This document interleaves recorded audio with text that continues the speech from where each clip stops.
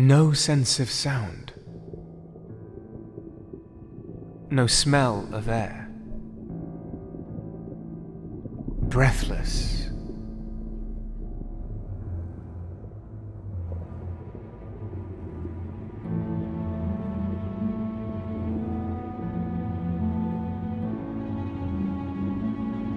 I drifted among faceless shapes, without a clear distinction of form. Blinded until someone or something made me soar.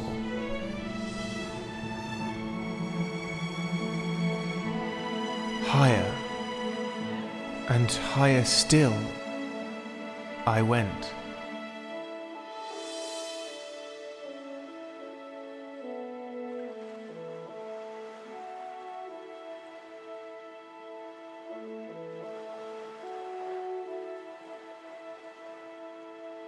That is all I can remember.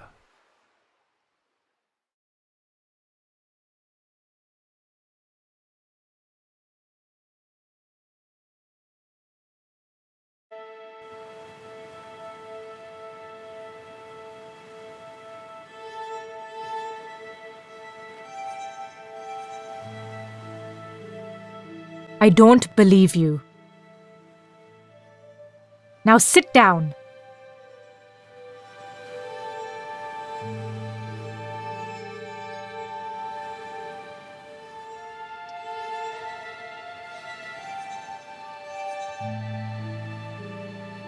I'm sorry, but you can't leave until you tell me. Where are you from? And what is it that you seek in the colonies? I was raised in the West. I'm visiting the colonies in search of my roots. Do you or do you not swear allegiance to the Lord Protector as a servant of his protectorate?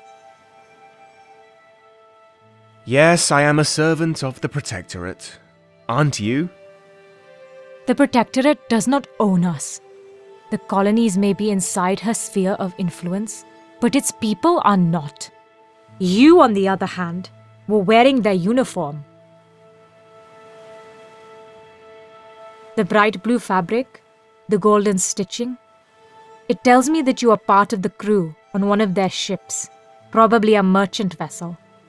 The embroidery even says that you are the captain of that ship. Impressive. But what happened to your ship, Captain? I can't remember? I've heard that excuse before. It's not going to work with me. First, tell me who you are. I am the Rani, and you can address me as such. Now, is this journal yours? Where did you get that?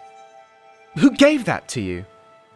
It says Devon Rensburg inside. Is that you? All right, I'm Devon Rensburg. And yes, that is mine. I already know it's yours.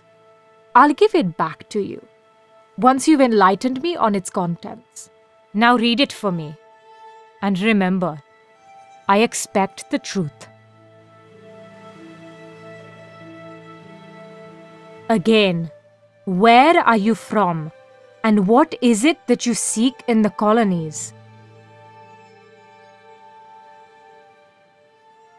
Fine, I'll give you the long version. It's not like I have any choice. I come from the West, born here in the colonies, but raised in the capital of the Protectorate's homeland, a city that never felt like home. I never connected with its people. I was always the outsider.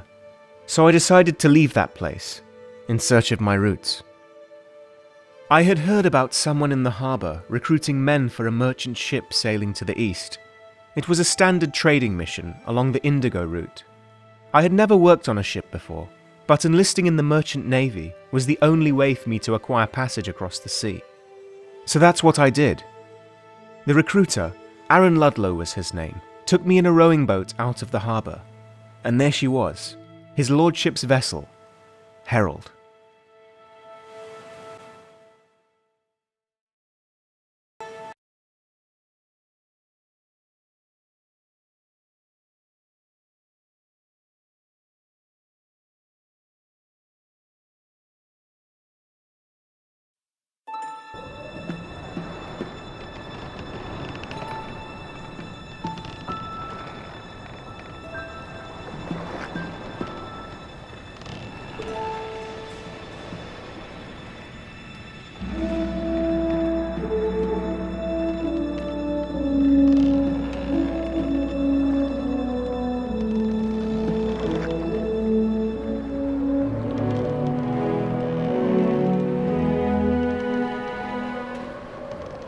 My God, Ludlow, have you read this? No, sir, I haven't. Your people seem to be causing a lot of unrest in the colonies lately. My people, sir? Well, you know. I don't know, sir. The indigo farmers. They claim the trade does not benefit them enough. They accuse the Lord Protector of abuse of power and demand fairer wages. The local regent has yet to respond, but I fear he will cave into the pressure. Is that why we have the politician on board? Yes. Senator Morton is the regent's brother-in-law, and he's going to help him with the complex politics of this affair. He's also accompanying the regent's daughter safely back to the colonies. Remember to treat both of them with respect. Sir. Is there anything else you brought from shore? Well, apart from the new recruit, a letter, sir, addressed to Senator Morton. Well, what are you waiting for? Give it to me. But, sir, it's not your... My ship, my rules, Ludlow. You know this. Besides, I don't think Mr. Morton has anything to hide from me. He better not. May I remind you he is a protectorate official, sir. And so am I. You there, what do you think, boy? Should I open the letter or not?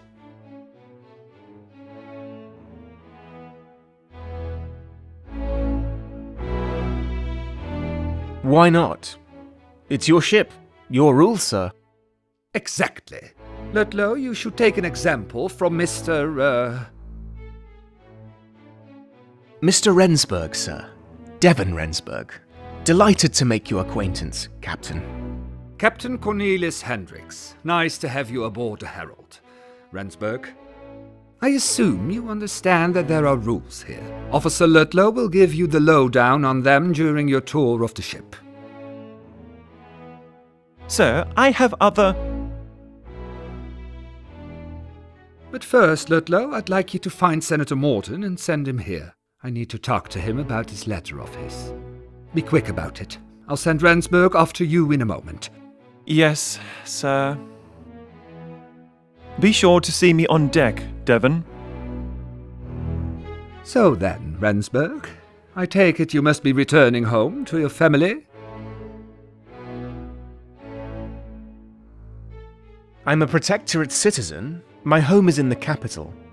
But it's time that I see my country of birth, and hopefully find out who the people were that gave me up for adoption. I know my father is a protectorian, and my mother is originally from the colonies. It won't be easy to find them. That's why I'm writing everything that might help me with my search down in my journal. Yes, I see. Well, you should look at my globe then, Rensburg. As you see, the colonies are very big. You should write it in your journal. Well, off you go to your tour of the ship. Have a nice evening.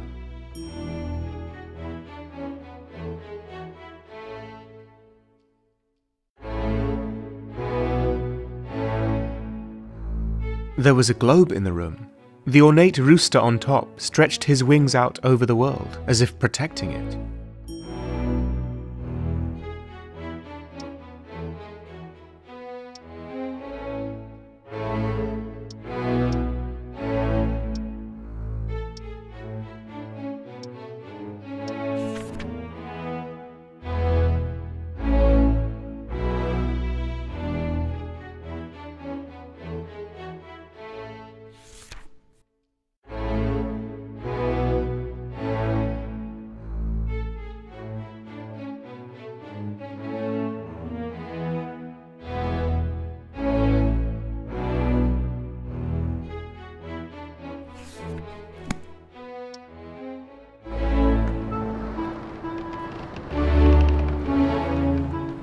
Oh, well, I would assume he's reading your letter right now, Mr. Morton.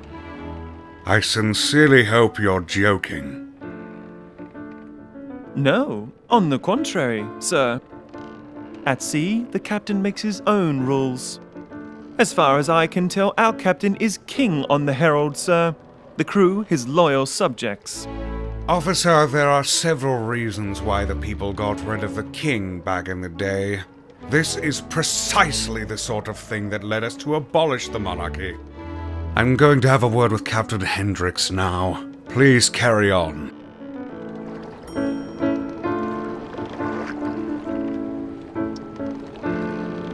Not one, but two large ornate compasses stood on the poop deck near the ship's wheel. Protectorate design seems to favor perfect symmetry.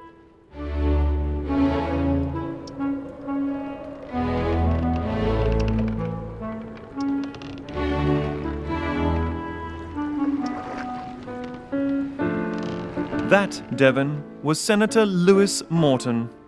Did you see the look on his face when I told him the captain opened his letter? Pure agony.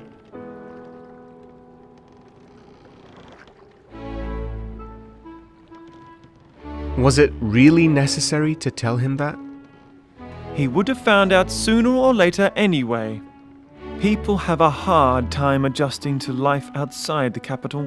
On the open sea, the rules tend to change, but customs don't change with them. Mr. Morton is a prime example of that, and you will probably experience the same. The trick, though, is to accept change. It's something that people like Morton will never understand. But you might. If there's anything I want, then it's change. To finally be able to do things differently for a while. I'm done with the old rules. There's a reason I picked you from the lot. I rarely choose anybody who is unfit for a life at sea. Now for your tour. Welcome aboard His Lordship's vessel, Herald.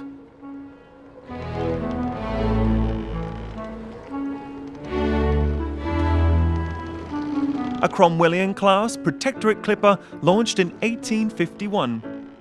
As one of the fastest sailing ships in the mercantile fleet, she can reach a top speed of 18 knots. During her short life, she has already set multiple records sailing to the colonies and back along the famous Indigo route.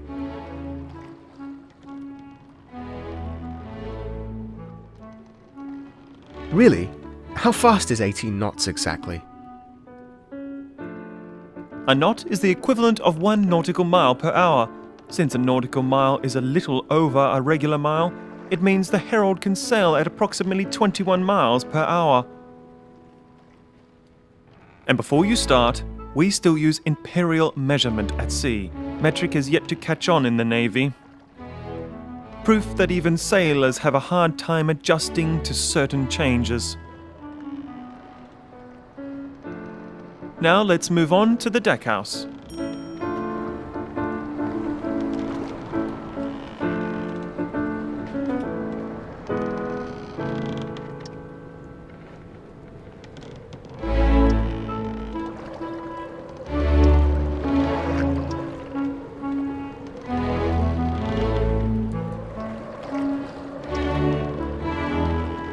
The Cromwellian-class ship type is named after one of the Protectorate's founding fathers, Oliver Cromwell. These ships are merchant clippers, built with trade in mind. Making money is their sole purpose. The Herald is an indigo clipper, which means she mainly takes shipments of indigo powder to the Protectorate homeland. With this powder, we make the paint that coats the hulls of our ships, and the dye that gives the fabric of our clothes its bright.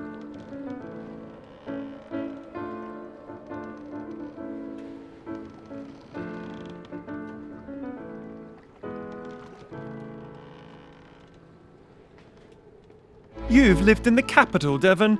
Never noticed the rooftops of its buildings or the clothes of its people? Everything has been coloured blue there.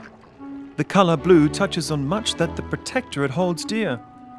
And indigo is made from a plant that produces the only known blue dye that withstands heavy wear. Until anybody finds a cheaper substitute, the indigo trade remains an invaluable part of our economy. I never really thought about blue dye in that way. Sounds like a huge undertaking. It is, but that's not without reason. After all, the Protectorate is built upon free market principles that foster progress through supply and demand. Its people get paid an equal share for the work they do, and with this money they are free to do with as they wish. I am not fond of life on shore, but even I can see that the system works. For most people, at least. Now, onto the bow of the ship.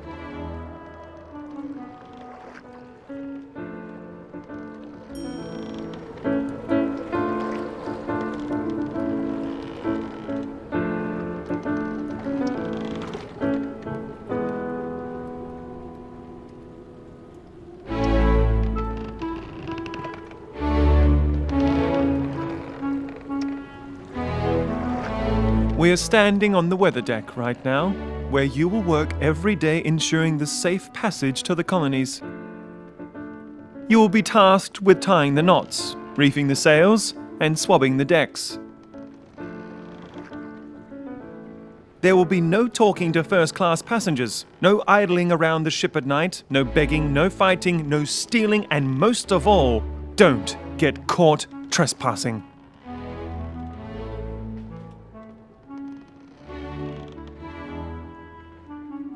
Now that sounds like a lot for you to worry about, right?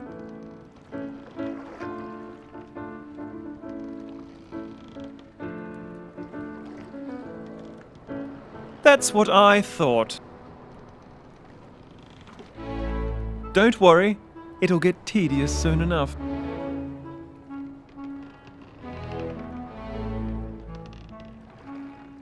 Keep in mind that the dining saloon in the deckhouse is only for first-class passengers and officers during this trip.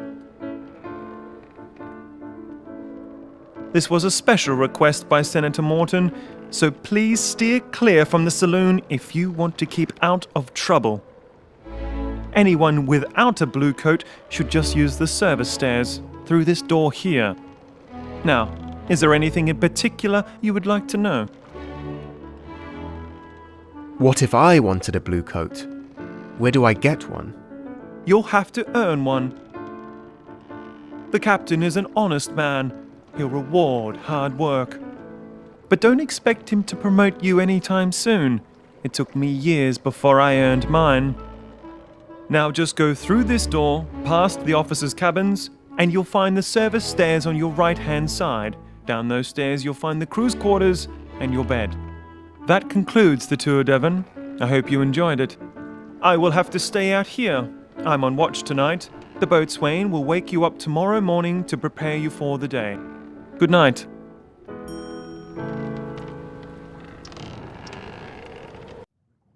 But I don't want to.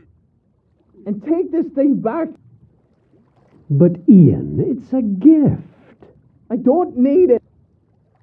I don't need any of this,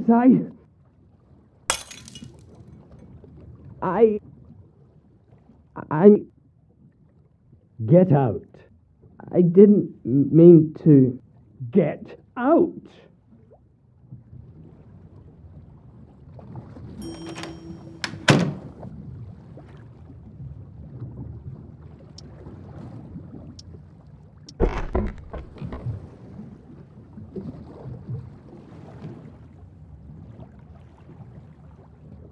I know you are out there, and even though Mother taught me to address you properly, I know your language is different from ours. Please, hear my prayer. Listen to my heart.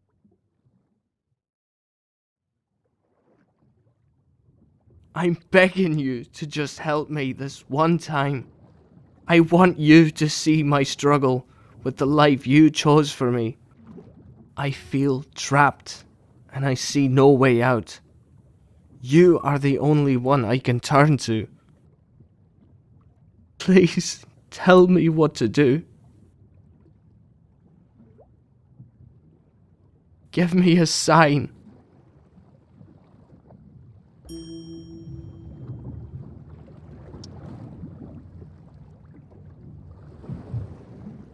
Boxes, big and small, were everywhere on the Herald. The apples reminded me of home. Looking out of the window of my small room, I used to dream about this journey while staring at the fruit trees in the garden.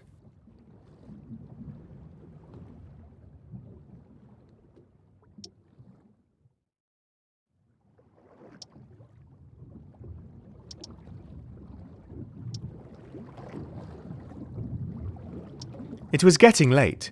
I had to go to bed.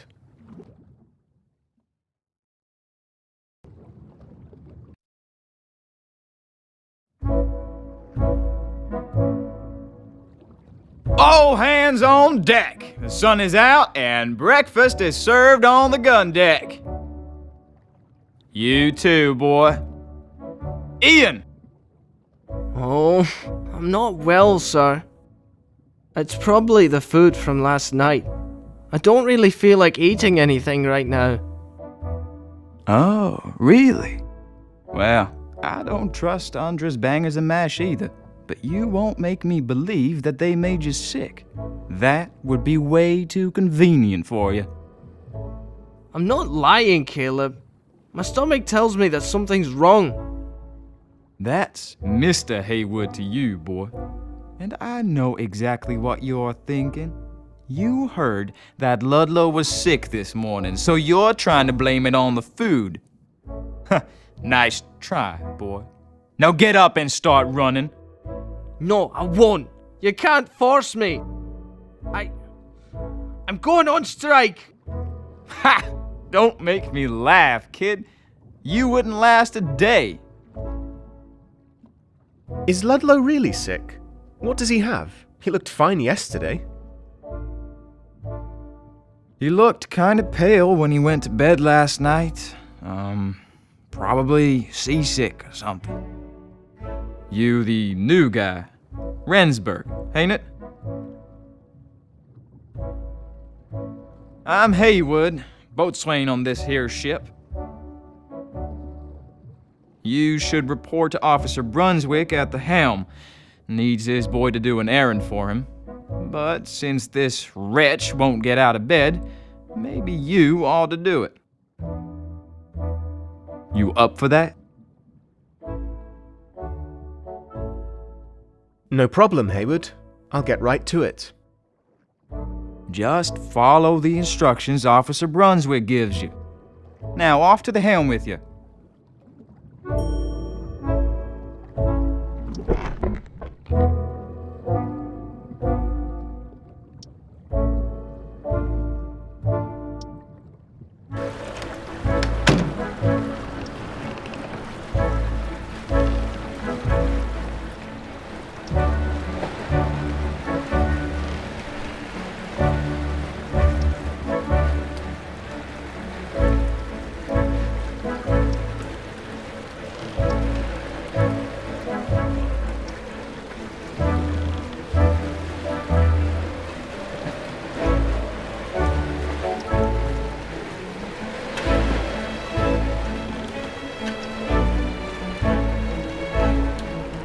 I don't need them, Captain. Might I suggest we raise the studding sails to maximize our speed? I still want to see them, Rupert. Where is that boy of yours? Get him to fetch the maps. I haven't seen him this morning. It's possible that he's still... Ah, good morning, Rensburg. Nice to see you up and running. Rupert, have you made the acquaintance of Devon Rensburg yet? He's our new sailor. No, I haven't, sir. Rupert Brunswick, first officer and navigator. Nice to meet you. Good. Now, Rensburg, have you by any chance seen a boy named Ian this morning? He is ill, Captain. Not feeling well at all, he said. So I'm taking his place for today. When is that boy going to step up his game, Rupert? He's your student. Discipline him, or I will.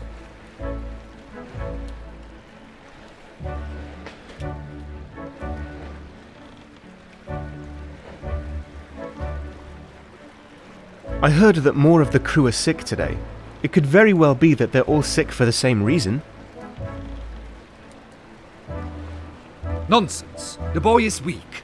He needs to be dealt with swiftly, lest he never become a man. I agree that Ian might be a bit weak, frail even. But a man with his gentleness is something the world might benefit from one day. Some say you're soft, officer. But I appreciate your honesty. There is no denying that it has got you quite far in life. Please, just leave the boy for a day. I'm sure Rensburg will do fine in his stead. Right, Rensburg? I'll do my best, sir. What should I do first? The captain would like to see my maps. Since Ian's not here, I'd like you to fetch them for me. My map of the European coast should be somewhere in my desk. I'll tell you a secret. I keep a spare key to my cabin in the picture in the officer's hallway.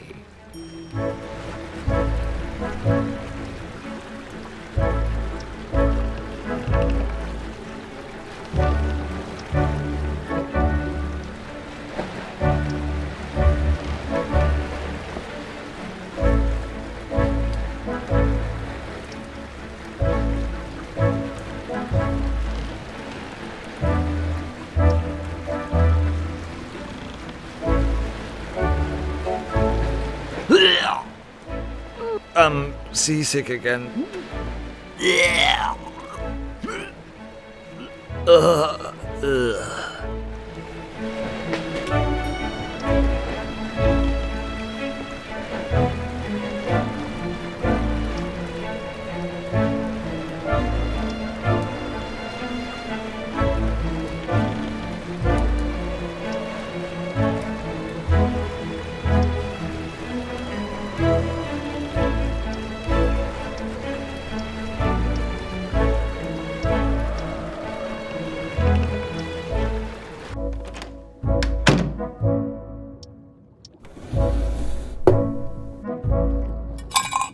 The picture contained a spare key to Officer Brunswick's cabin.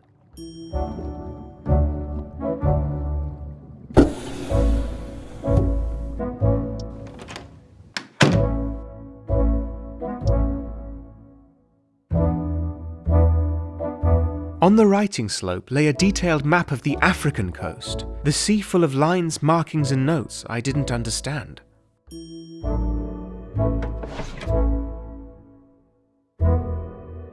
A broken compass lay shattered inside Brunswick's desk. It was a shame to see such a delicate object destroyed.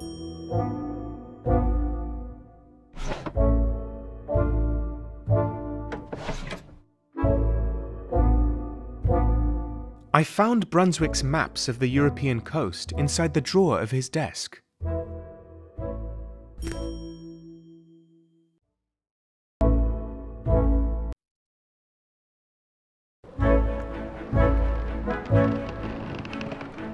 What took you so long? Were you lost?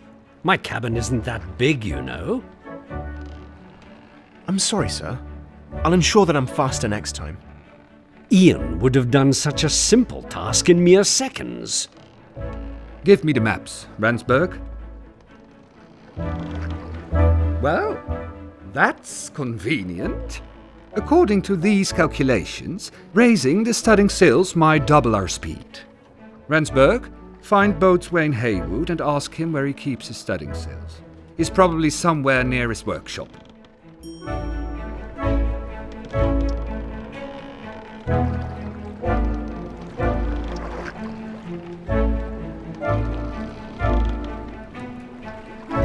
Look, Uncle! Water as far as the eye can see. Imagine how big the world must be. Yes, dear.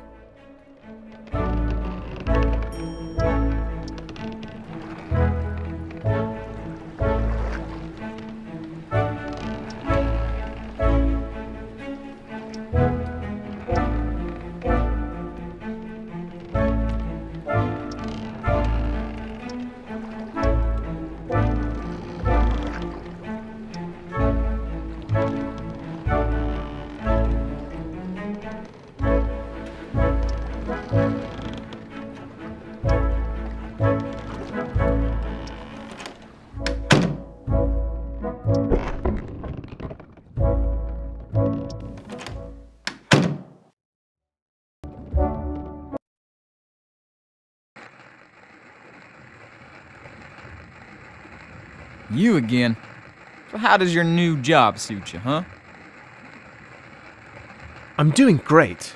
I like being on the ship, and the work hasn't been that hard so far. Well, of course they wouldn't trust you with hard work like mine. Now would they? So, what do you want? I was sent by the captain to get the studding sails. Do you have them? Ah, so you're the official errand boy now, huh? Well, it just so happens I need something done. What exactly are you talking about? Someone's been sneaking around my workbench. The key to the weapons cache was in a different drawer than usual. So, I checked the cache and discovered I am missing a Colt 44. If the captain finds out, we'll all be held responsible. So we need to find that thing before he gets wind of it. Why do I have to do this? Why aren't you going after the culprit yourself? You think I got nothing better to do? Let me tell you something, Rendsburg. You'll need allies on this ship. This is a good opportunity to prove to me what you're worth. I'm too busy right now, so I really need someone else to fix this. The crew will owe you one if you can return that gun safely to me. Now, go and find out who stole that thing, will you? And be careful what you ask people. We don't want to cause a panic now, do we?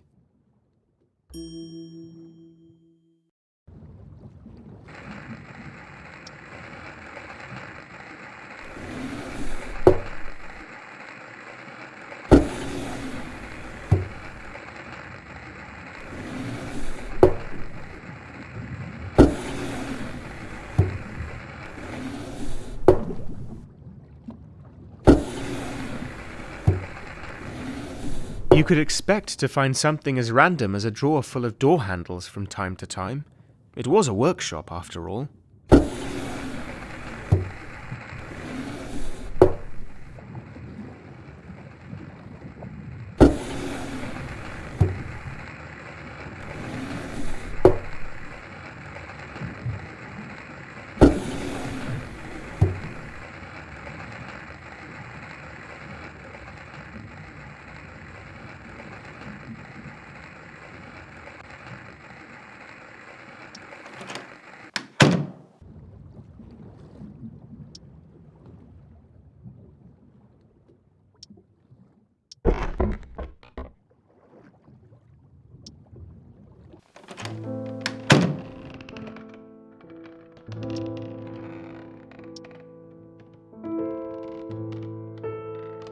On the top shelf stood a portrait of a stern-looking man.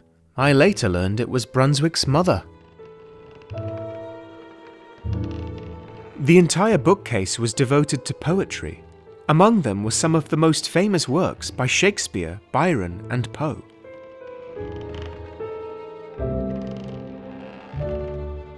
I was surprised to find Brunswick's spyglass in here. You'd think a navigator would keep that with him at all times.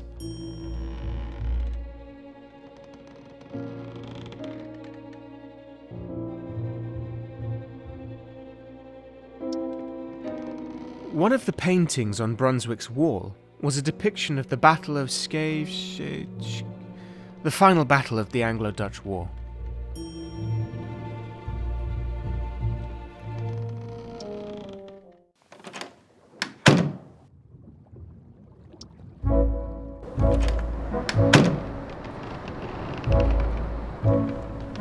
Rensburg, what are you doing up here?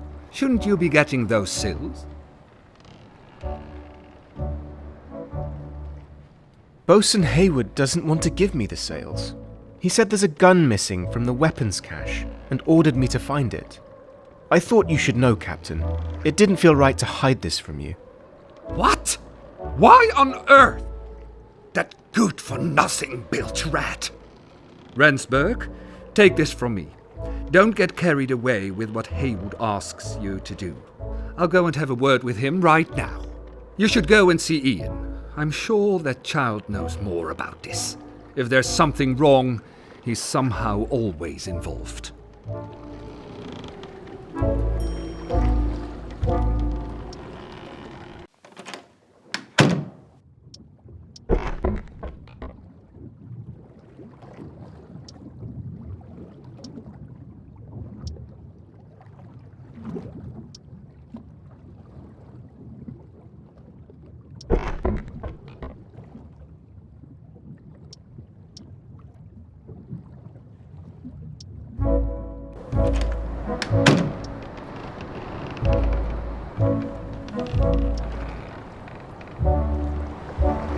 Came to tell me off too? How are you feeling now, Ian? Fine. Just let me be, will ya? I just needed some fresh air. I understand that you're angry. It must be hard for you, living on this ship. Stop with the fake concerns. Who are you anyway? Did Brunswick send you to talk me around?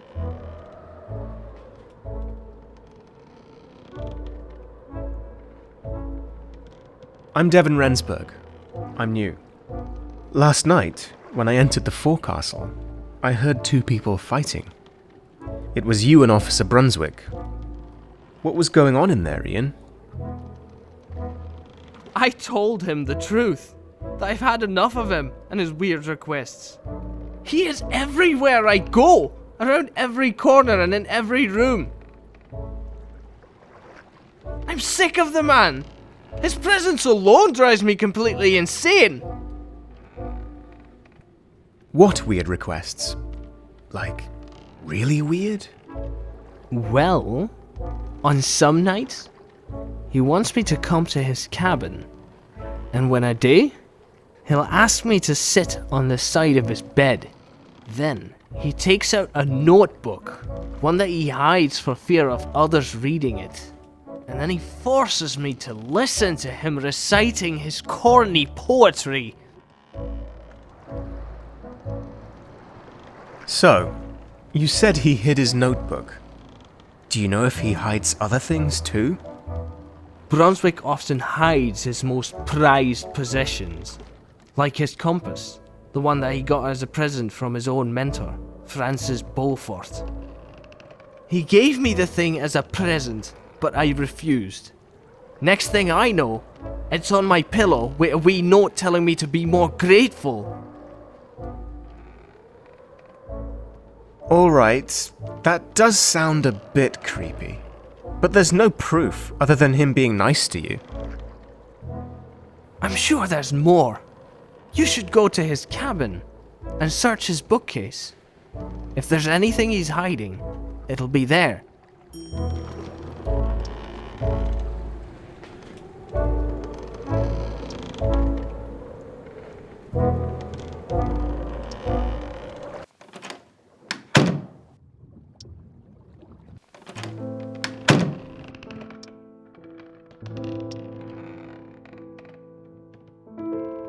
A loose wallboard was cleverly hidden behind a couple of books.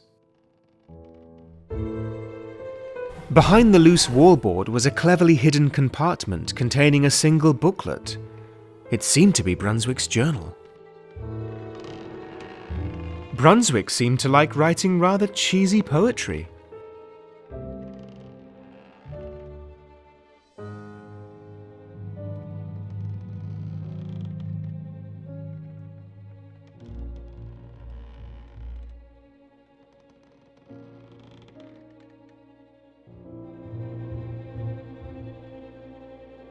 It was Officer Brunswick's journal. Brunswick wrote about Ian in his journal.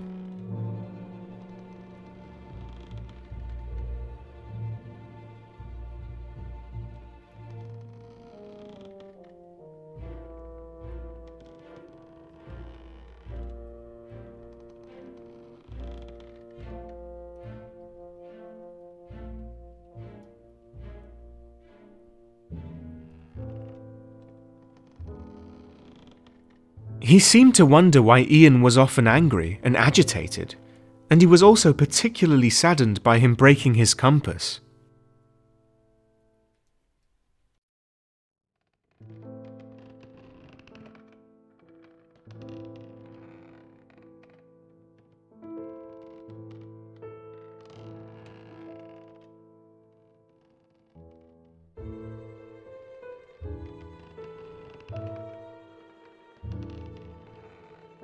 There was a poem and something about calculations on the page.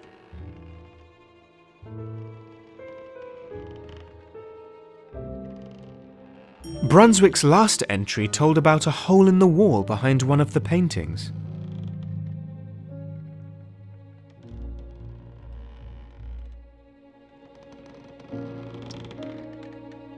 The painting seemed to have been moved recently. Behind it was a small gap between the planks.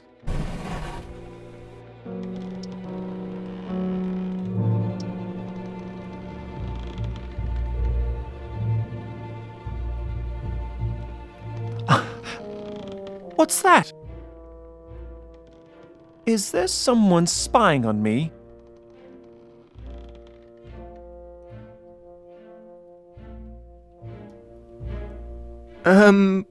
No. I never knew this was here. I'm sorry? Devon, are you snooping around?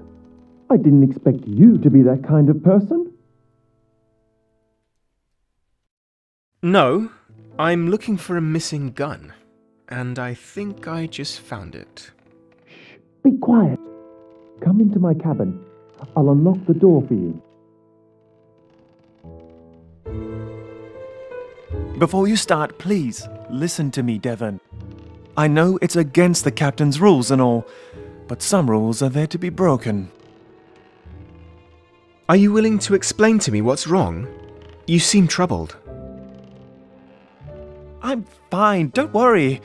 I wasn't secretly plotting to go on a killing spree tonight. But you never know. I might change my mind. I'm just a little worried, Ludlow. What are you actually going to do with that thing? I hope you were not trying to... I'm not suicidal. It's just... It's not fair, Devon.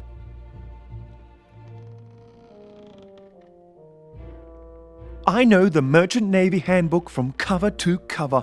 It clearly says that every officer is allowed to bear arms. Every officer, Devon. I'm an officer, so why don't I get to exercise my rights aboard the Herald?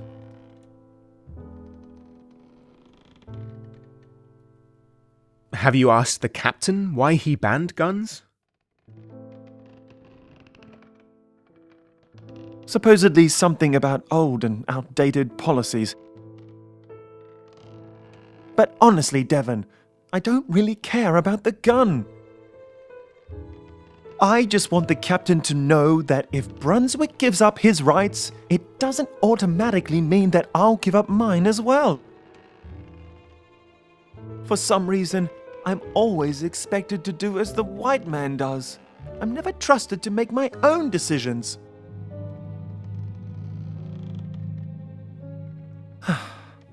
Sometimes I feel like I'm an officer in nothing but name.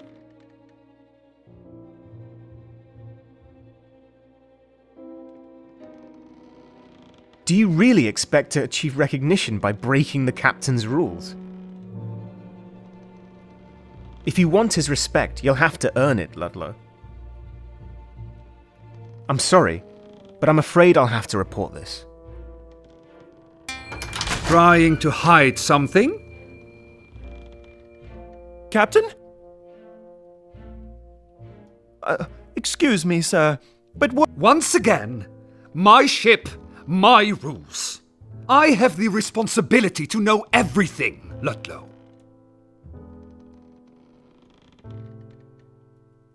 Are we really having this discussion again?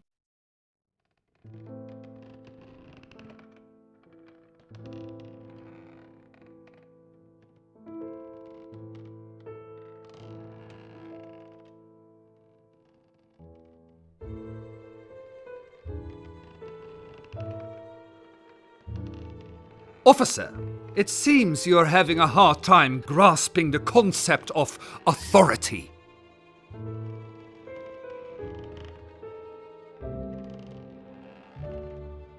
It's my fault, Captain. What are you talking about? You didn't steal anything. Did you? He didn't steal anything, and neither did I. I merely exercised my rights as an officer. You cannot carry a gun, Ludlow. I won't permit it.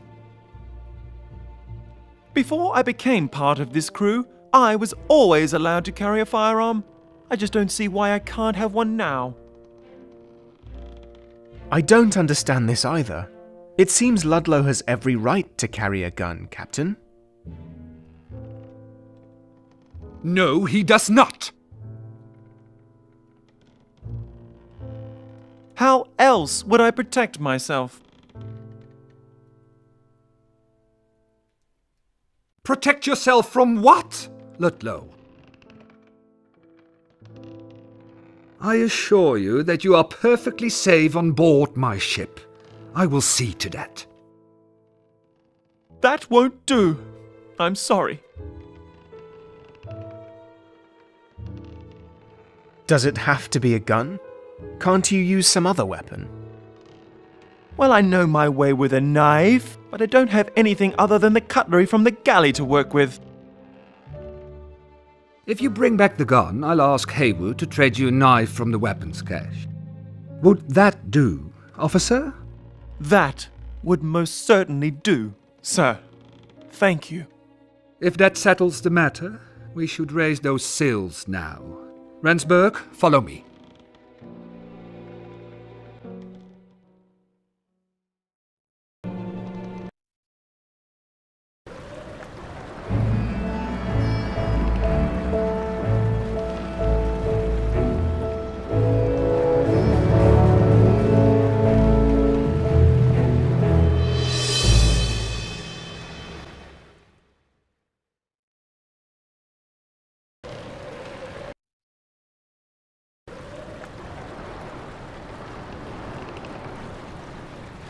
Thanks for helping me yesterday.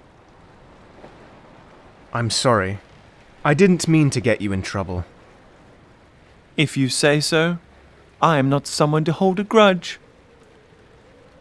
You know, I don't even need to have a weapon with me all the time.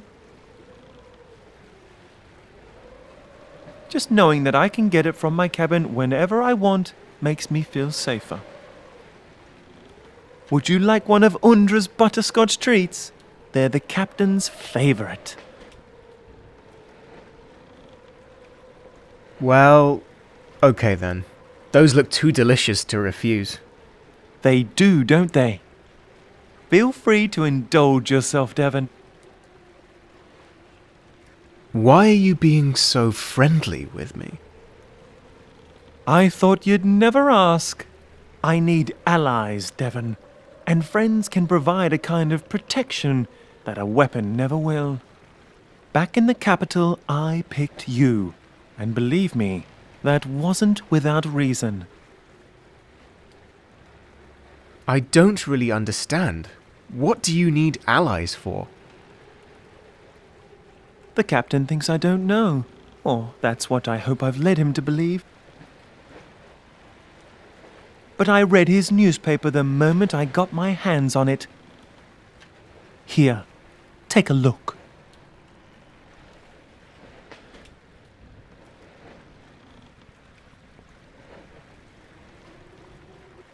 Without indigo to trade, the reason for our voyage has become a mystery to me. What are you thinking? I'm worried, Devon. There seems to be more to the Herald than meets the eye.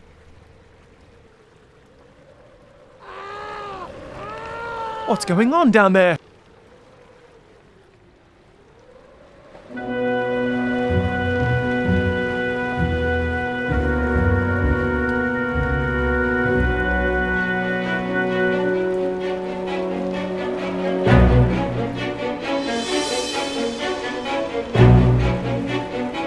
Don't come any closer! I'll jump! I will! Just get away!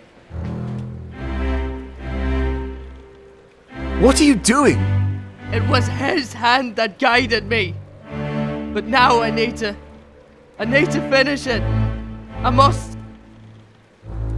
I know life can be hard, Ian, but please don't jump. It's not worth it. I can't live on this ship anymore. I need to get away. Somehow.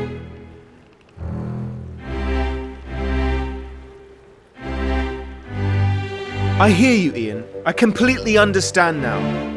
You find life on this ship hard. You never chose to be here, and you feel trapped. You heard me? You listened to my prayer? But this is the only way. I've been shown this is the only way. Jumping won't solve anything. Killing yourself will only end your existence prematurely. You mean it's... Oh Lord, what have I done?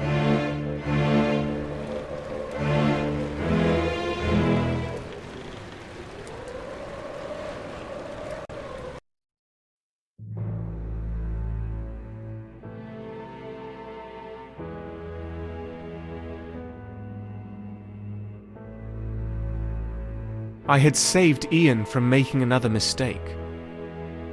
But none of the crew cared for the cabin boy's fate.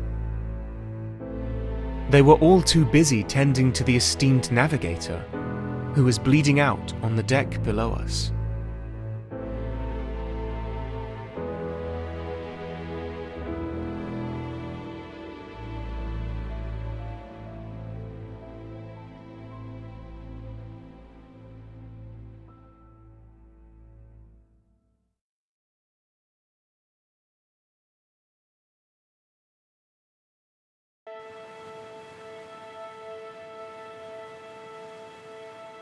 Well, it seems to me he had that coming. Who? Officer Brunswick? Yes, Officer Brunswick. He was tormenting that boy. He should have known better.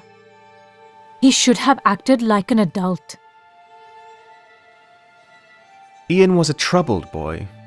True, Brunswick drove him over the edge, but I believe Ian got there by himself.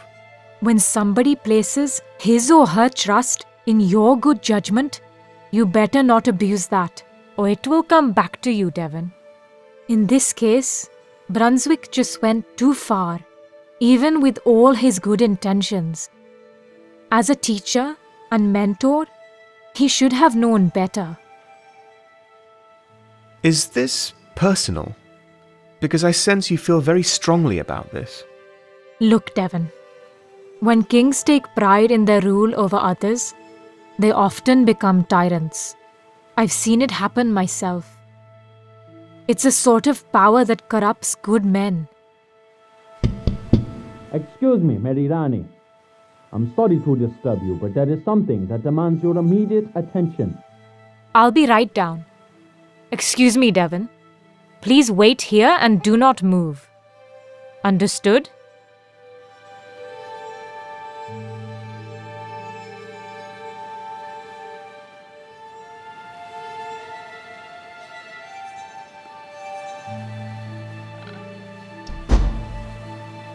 Not the best bed I have ever slept in.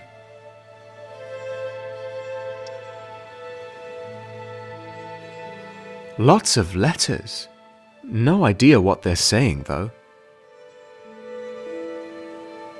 I must have been here for so long already. What a beautiful ring. A newspaper clipping about the accidental death of a Raja. Interesting.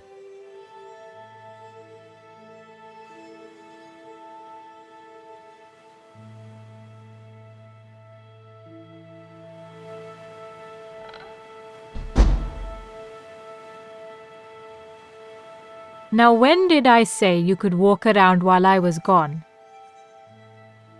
I'm sorry, You don't need to answer that. Now sit down. You are still my prisoner, remember? How long are you going to keep me here? I'll keep you here for as long as necessary.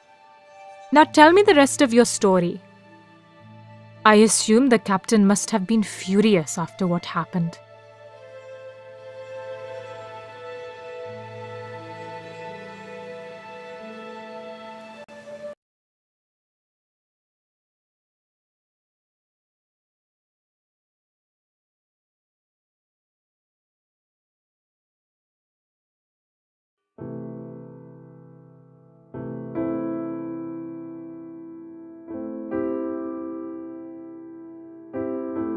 My God, Ludlow! How could you be so stupid? I still don't know, sir. Don't tell me I didn't warn you 1,000,000 times! You are lucky that we are short on people with your skills, or I'd have demoted you there and then. I'm so sorry, sir. There is no way I could describe my regret for what happened that night. Why did you not lock your cabin when you were out? An honest mistake, sir. It won't happen again. It won't indeed, because I'm confiscating that weapon. But I still have my rights as an officer. This is my ship and... No, I'm not telling you again. You know very well what I mean. I know, but it's just... Your self-proclaimed privilege to walk around armed almost got an innocent man killed, Ludlow. A dear friend of mine. Was I wrong to trust you? Was I? I am an old fool.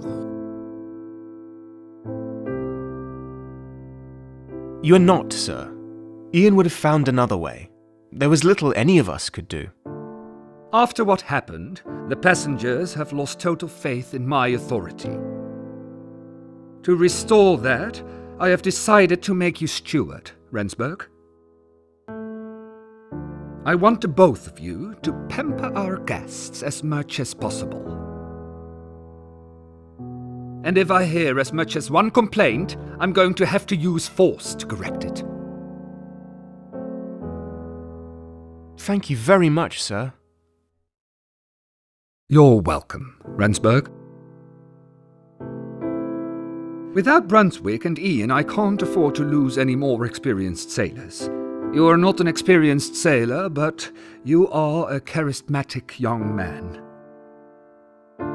I need a keeper of the peace who warrants a civilized atmosphere for our honored guests. I already informed our chef, Mr. Andra Aubertin, about your promotion. You will find him in the galley, where he will show you what duties a steward of the Herald has. Please leave now, both of you.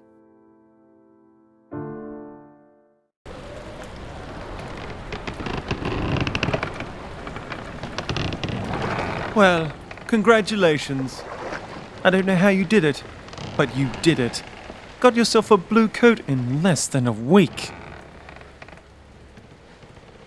The captain was right, you know. You jeopardized the crew and passengers. That was not a smart move. Well, whatever the case, this is exactly what we need right now. Absolutely brilliant, Devon. Care to explain how that was supposed to be brilliant? Don't you remember what we talked about earlier? There's something strange going on aboard this ship, and you are going to find out what. Because as a steward, you will be the passenger's lackey, so you get to serve their food, rub their backs, and tuck them in at night.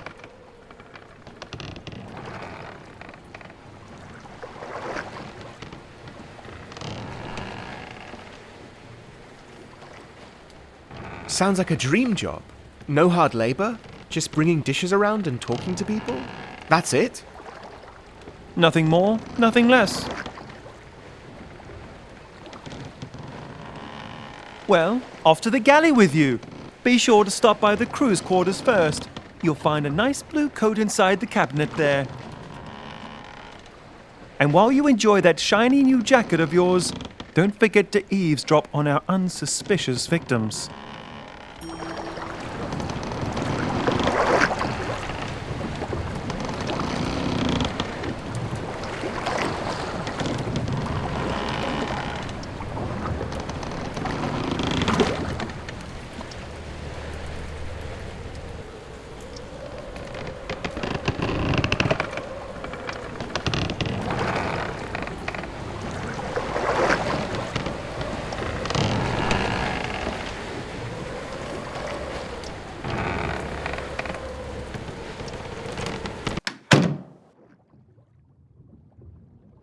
Caleb had thoroughly scrubbed the blood from the floor, but I couldn't get the harrowing image of Brunswick lying there out of my mind.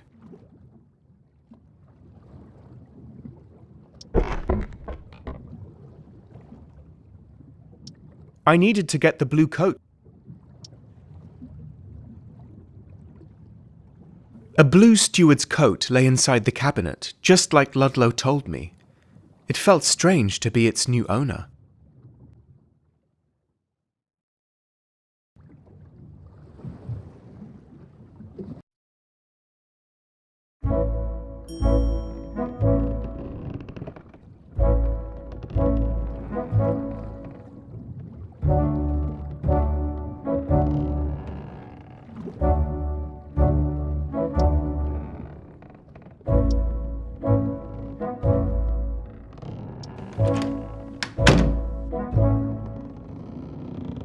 He made you the new steward? I should have known. You're best buddies with the captain, after all. Well, don't you have somewhere to be? The galley's through there and to the right. Now get out of here.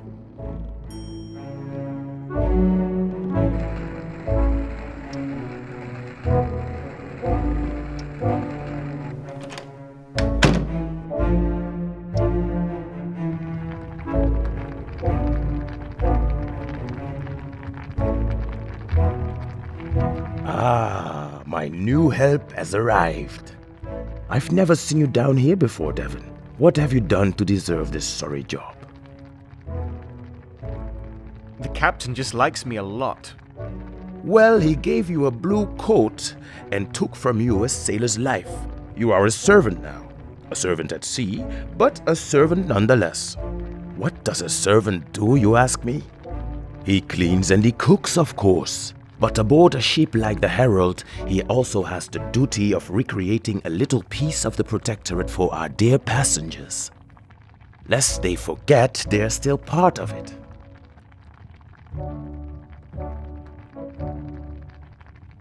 I have little to no experience being a steward. I'd be glad if you could show me the ropes.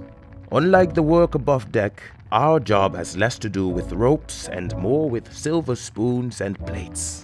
Don't forget your silver tongue either. No, time to get to business. This here is Danielle, my sous chef, and he has prepared luncheon for the passengers this morning. Hello, Devon. Pleased to meet you.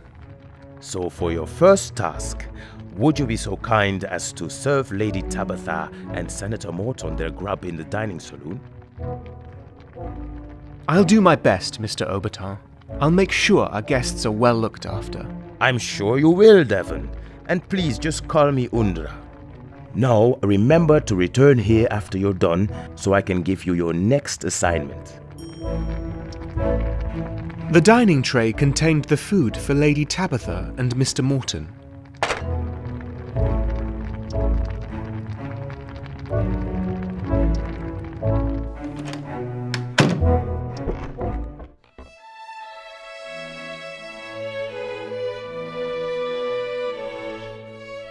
How despicable that the captain did not see this coming.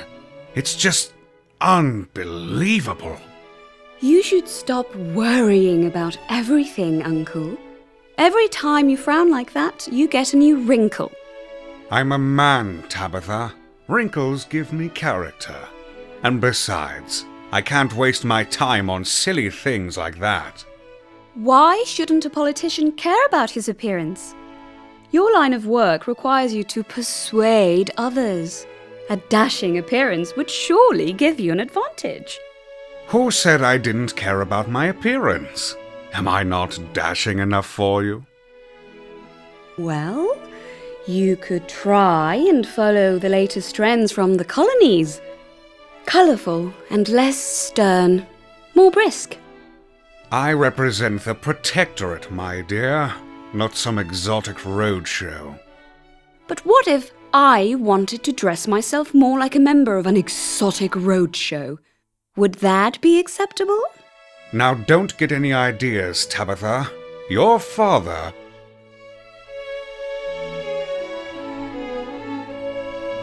Yes? My father... what?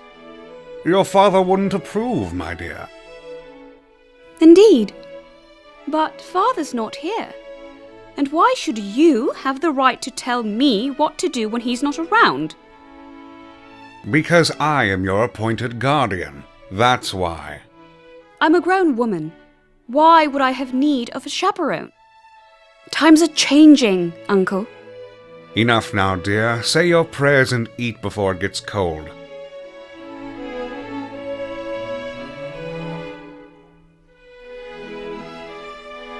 Could you pass me the salt, please?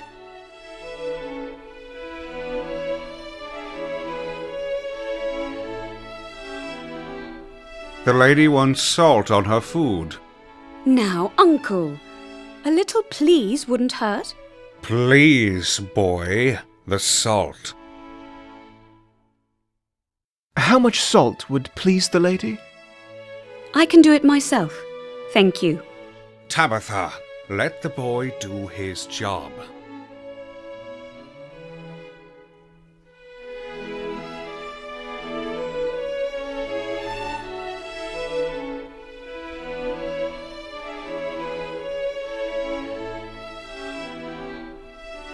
Good.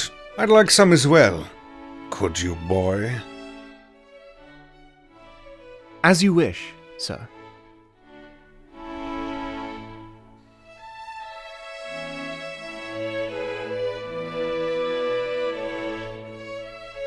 That's how I expect it to be done. Remember, a good servant is only there when needed. Any other time, he blends in with his surroundings. Now please leave us.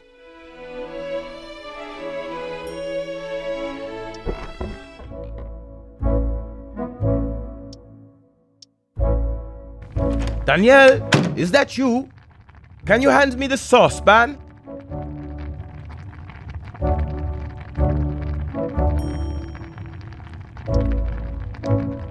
There was a saucepan on the worktop.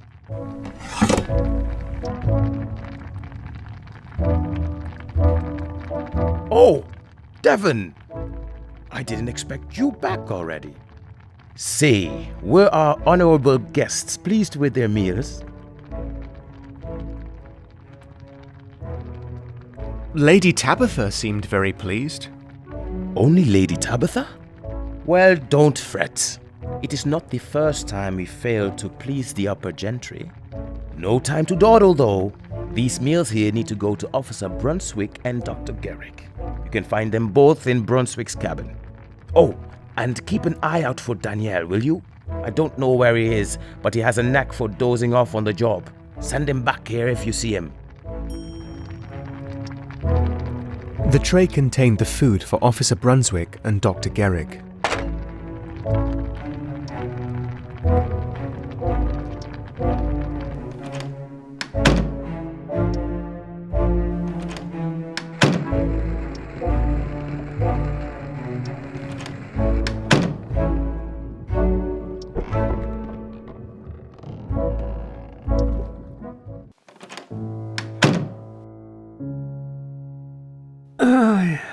I'm so... Why? Don't break. Is he going to make it, Doctor? I'm not sure. He's tough, but it's getting worse by the day. We really need to make sure the wound doesn't become infected. Gangrene could pose a serious threat to his condition, especially out at sea.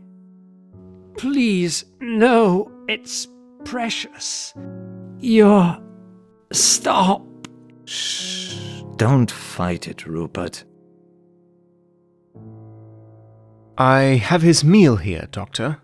It's unlikely he'll keep anything down in this state. I'll help him eat after I've administered his medicine.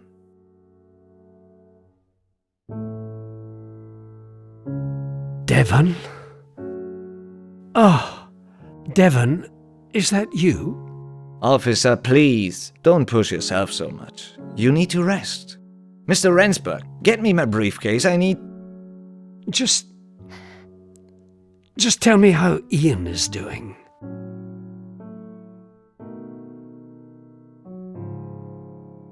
Why do you care? He almost killed you, sir. He's locked up in the brig, where he belongs. He's just a boy, Devon. A very confused boy. Thank God he's safe, at least.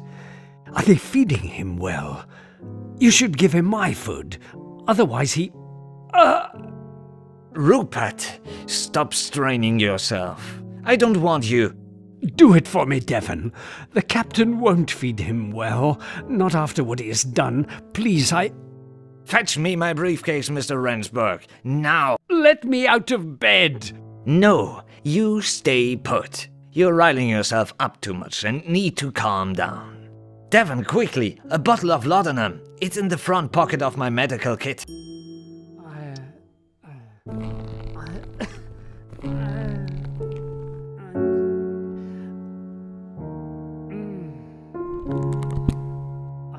There was a bandage in the bag. There was only one bottle of laudanum left in Garrick's bag, and even that was half empty.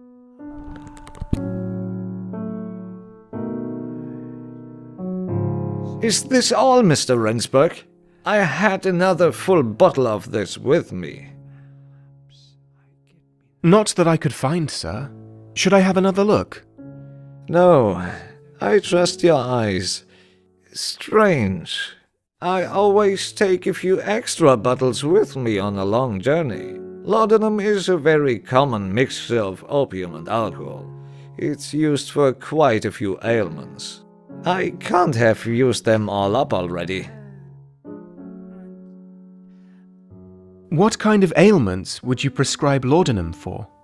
A lot of things, from menstrual cramps to severed limbs. Depending on the dosage, it can be a very strong sedative.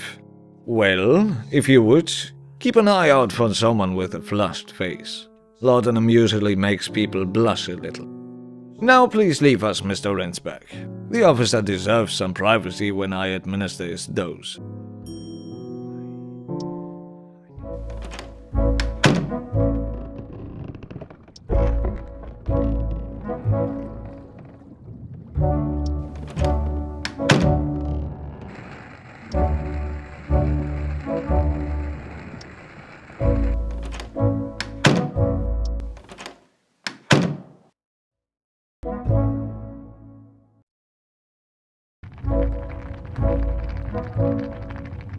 Ah, Devon, you're right on time to help Danielle with dinner for the crew.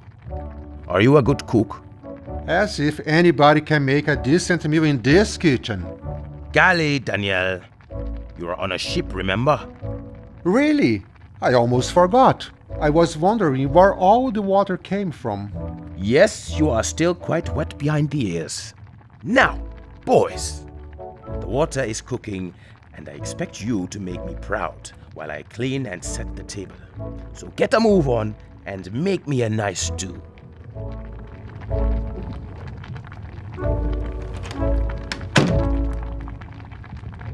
So, Devon, ready to learn how to work miracles?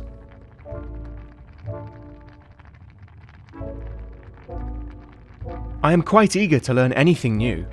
Do tell me what I need to know. Well, it's less than scraps that we have to deal with here. I saw a few sacks of rice, a bag of potatoes, and a pot of barley. There's also some dried meat and fish on the hooks. And maybe we can do something with those old carrots. They are getting moldy. That should be enough to make a good meal from, don't you think? Where I come from, it's a crime to prepare dinner without a single piece of fresh produce. Where are you from, then? It's a long story, and I'd rather not tell. I understand if it's a sensitive issue. I promise I won't tell anyone else. No? Well, yes, but I'd really rather not talk about it. Oh, right. We need a good hearty base for our stew. Could you find me either a bunch of potatoes or a pound of barley? No rice, please. I really hate rice. It was a sack of potatoes. Potatoes, huh? You have good taste. Hey, Devon, that protectorate blue. It really looks too good on you. I mean, why does the captain like you so much? I don't really know. Do you think he does? Well, obviously, but I have heard about what happened with Ian up on deck. I just never expected the captain to reward you for that. It wasn't really a reward. The captain just needs someone to keep the passengers content. I thought so. Not to be rude, but you don't seem to be a perfect fit for a career in the merchant navy. You do look like a good servant, though. The captain must believe that having a steward to preserve some form of etiquette will help keep Morton at bay. Why would the captain be afraid of Mr. Morton? Afraid? I don't think so. Our captain just plays along with Morton's game. He moved a pawn, and that pawn is you. Remember that the senator is a powerful man, Devon. I heard he's the brother-in-law of Jonathan Vesey, the regent of the eastern colonies. Even though I don't really like protectorate officials, it is in our best interest to keep him happy. Now, will you please get me some fish or meat for this stew? It was a slice of cured meat.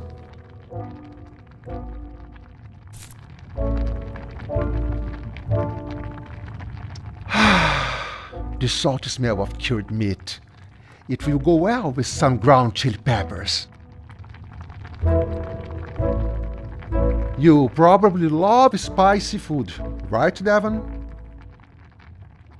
Even a dash of pepper freshens up most bland protectorate-made dishes. Good chili peppers do wonders. Well, it's a shame then that we don't have any aboard the HLV Herald. They would have made this dish a lot more edible. I take it that you like spicy food? Forget about the spicy food, Devon. It's... sometimes you suddenly realize that you dearly miss something you left behind. It can be as small as the taste of a tomato salsa prepared with fresh Malagueta peppers. But sometimes it's about other, more significant things. I think I understand what you're going through. It must be hard to be at sea, always far away from your family. The peppers grew in my garden, Devon. Every day of summer, a girl I knew would pick the ripe ones at noon, and I would watch her while she did. She stole your peppers? Why didn't you stop her? She didn't steal them, Devon. It was her job to do that, like it was mine to watch her. Charlize was the property of my father's estate. But there, in that garden, she was free, Devon. Singing a song while she picked the malaguetas one by one. When we were together, I completely forgot why I was there and what she really was. A slave girl, forbidden fruit. What happened next? I became reckless. After numerous hot-blooded encounters behind a particularly beautiful pepper plant, I one day dared to brag about my exploits to my friends. When father found out, he said I had besmirched our family name, and worse, that of my fiancée. I felt ashamed. I never dared to face Charlize again. You had a fiancé? No, I got a fiancé handed to me. I could never love a woman like her, the wretched monster that she is. When the rumors finally reached the ears of my betrothed, her parents made sure Charlize disappeared. I couldn't do anything to stop them. I was asleep when they stormed the Senzala, took Charlize out of her bed, and hanged her from a tree in our garden. I never had a chance to apologize.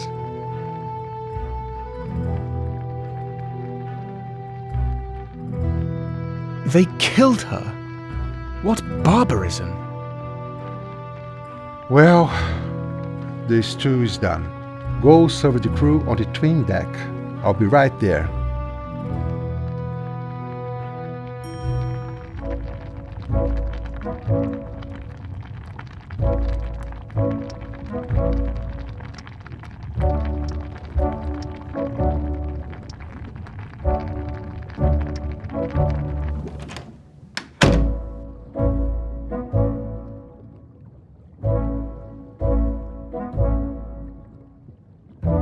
So, what you cooked up for us tonight, Undra? Another disappointment? You alone bring enough of that to the table, Caleb. Besides, I wasn't the one cooking tonight. If you were not cooking, Undra, who was? Danielle, together with Devon here, made a fine stew for us. You trust your kitchen to Ransburg? Galley, Caleb. And yes, I do. I guess you are used to rats in your kitchen. Rather a rat than a weasel like you. I'm starving. Fill my bowl right up, Devon. It'd better be good.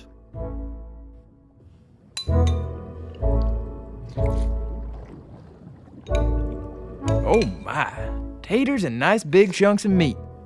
Your boys have taste, Undra. If salty is to your liking.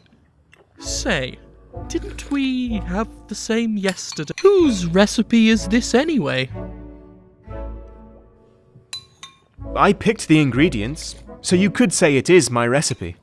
Well, I think you did great for a first time, Devon. Hey, I made the broth and stirred the pot.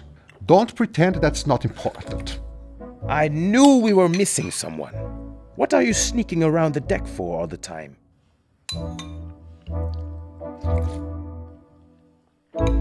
You were back there? Did you hear any strange sound? I heard some eerie noises last night from the direction of the cargo hold. What are you talking about, Rob? The cargo hold is locked while we're at sea. No one can enter till we make port.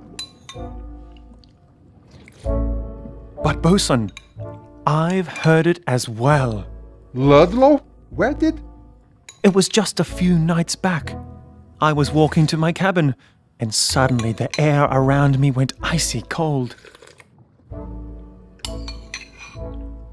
Then, out of nowhere, comes this ghostly tune, mesmerizing me as I walk across the tween deck. Before I know it, darkness creeps over me. The next thing I remember was waking up in the crow's nest at 3 in the morning. When I heard it, I could swear there was singing too. We're all doomed, bosun. It's a ship. It makes sounds at night. Show some backbone, Rob. Do you really believe in fairy tales about sirens and mermaids luring men into their arms? But someone or something made that music. A hideous woman with razor-sharp teeth and a pale, dead face. Well, that's good to know, right, Caleb? Even you might have a chance with this girl. Bah, I don't need no woman. Women only bring bad luck to sailors like us. Like us? You and I are not in any way alike, Caleb. I wasn't talking about you, hash slinger. Since when are you a sailor? Hold your tongue, snake. Your And mother here we didn't go teach you to show again. some respect to your superiors? You, my superior? I think not. I own you, Andra. You and the likes of you are in my pocket. I warn you, Caleb. Why do they always have to fight? It's because they're both idiots, Devon. Officer, why are you here anyway? Are you not eating with the captain tonight? With the senator as his guest, I'm afraid I will have to eat on my own for a while. But now I need to speak with Devon. In private. Worst cook I've ever known, and I've known bad ones.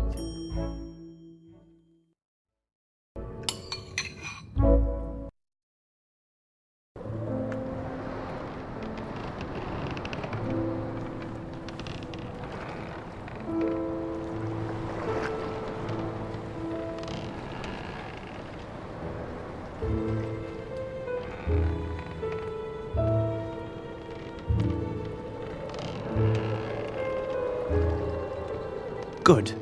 We're finally alone. So, have you heard anything of interest today? Did any of the passengers bear their secrets to you while they stuffed their faces? The physician tending to Officer Brunswick is missing a bottle of laudanum. Garrick is old. He forgets things all the time. I wouldn't worry about that. Anything else?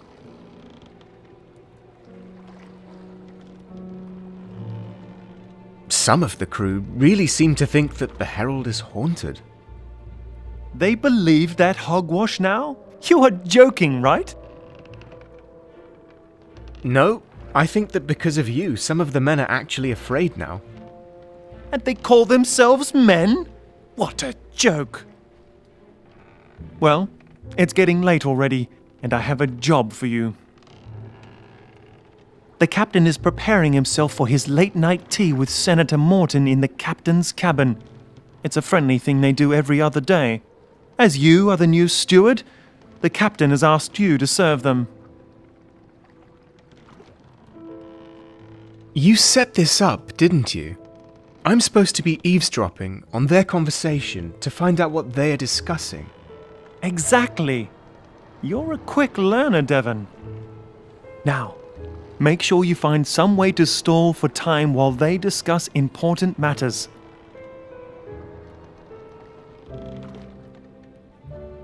It is vital that they forget your presence so that you may listen long enough to discover what they are talking about.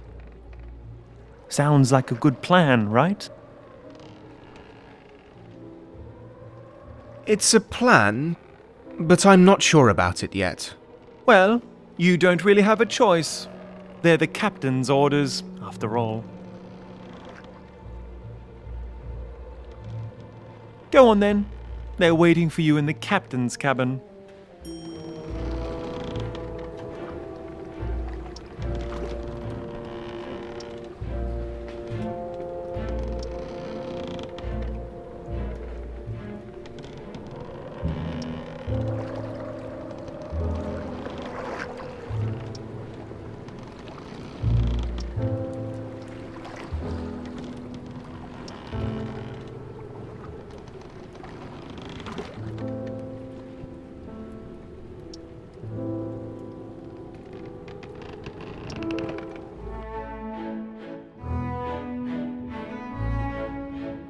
It is good to have you here, Mr. Morton. Now, as per your request, I have appointed one of the crew to the position of steward. I'd like you to meet Mr. Davin Rensburg. Perhaps you have noticed some of his work today?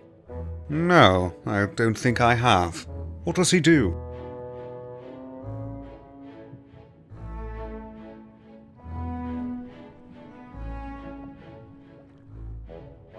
As steward, I provide the service that a man of your standing deserves, sir. Ah, this boy. Well, remember to be a little less present, and I'm sure you will do quite well as the new steward.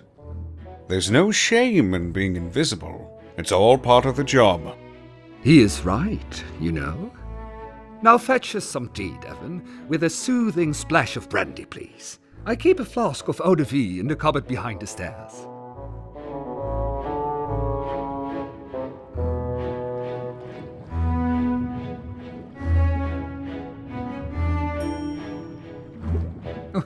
My apologies. It really is all very new to him. Now, what is it that you'd like to talk to me about, Lewis? Nothing in particular. I just wanted to check on you. See if you needed any help or perhaps moral support. I mean, with our dear Mr. Brunswick injured by that crazy cabin boy, you must be quite shocked. Oh, I am. Thank God Rupert is still alive. But for how long? Do you know if we can do without his skills? Rupert has been a dear friend for many years. I know we can't lose him. I can't lose him. We have a long journey ahead of us, Cornelius, and I am afraid his condition is deteriorating. Will we make it to the colony in time, without his proper guidance? Well, we're lucky that Rupert left his notes. They were enough to determine our course for the moment. If not for that, we would be hopelessly adrift. I realized that if I acted busy, they might keep talking as if I weren't there, if I dared to keep them waiting. I know how much you've done for the Protectorate and its cause, but if this affair delays us, I'm afraid your career might be in jeopardy. I do understand your concern, but I am well aware of the importance of this mission. I could do without you constantly reminding me. I am not pressuring you, Cornelius, don't worry. I'm only concerned. And so am I, Lewis. How's your niece doing, by the way? Has she accustomed to life at sea? I think the sea breeze had her a bit on edge the past few days. She's trying to push my buttons all the time. Sometimes it's hard to admit, but Tabitha frequently reminds me of her aunt. She's got the same feisty way of talking. Quite unladylike, but undeniable. I wondered what else they might have to say.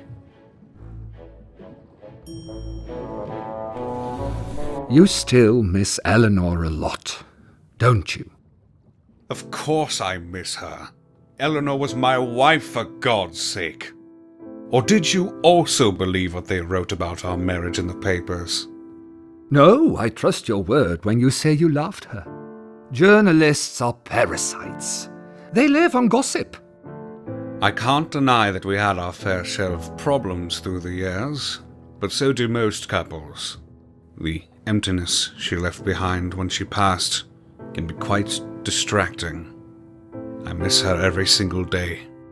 What do you miss most about her? Eleanor was a stubborn woman, as well as a stunningly beautiful one. I would be lying if I said that I miss our arguments. No, I miss her form, her presence. But most of all, I miss her smell. You're only human, Lewis. Yes, it's a condition I have to bear with, I'm afraid. Now, This would be the right time to take a sip of that brandy tea you promised me. Oh, good God! Rensburg! Where are you, boy?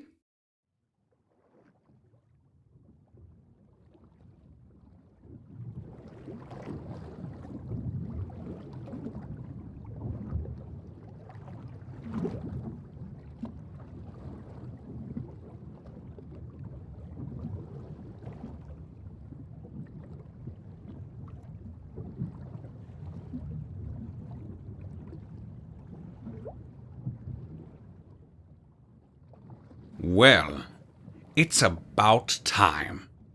Try to be a little faster, Rensburg, please. Now, get yourself to bed. I expect you to bring me my breakfast in the morning.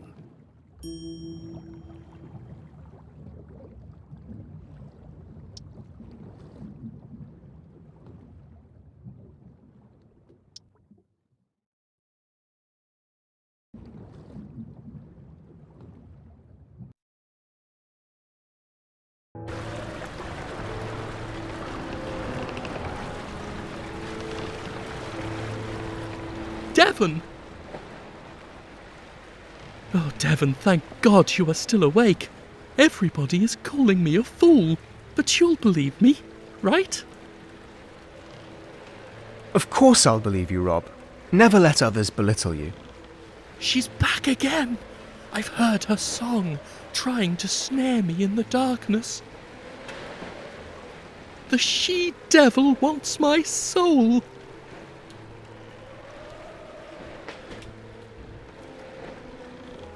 What did her song sound like? How do I describe it? It was mesmerizing, really. Eerie sounds of a tinkling song, without words. She's on the 'tween deck right now. Please take a look for me, Devon. Prove to the others that I'm not lying.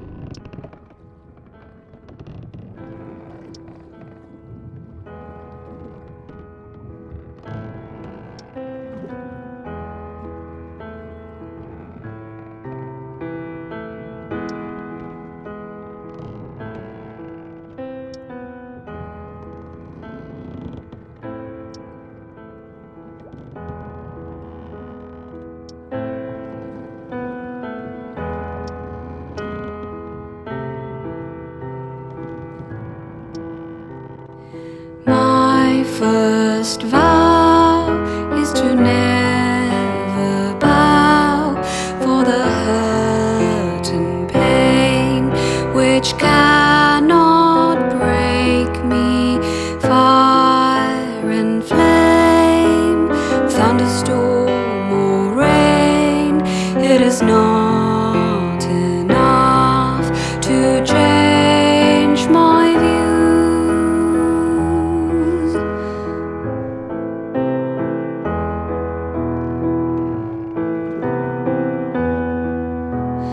It's never been so strong, the fear that I don't belong. It's brought me to doing wrong, the fear that I don't belong. Second vow, not to weep about all the ways in which you betrayed me, for I know that I'm wanted, so little reason to stay with you. It's never been so strong,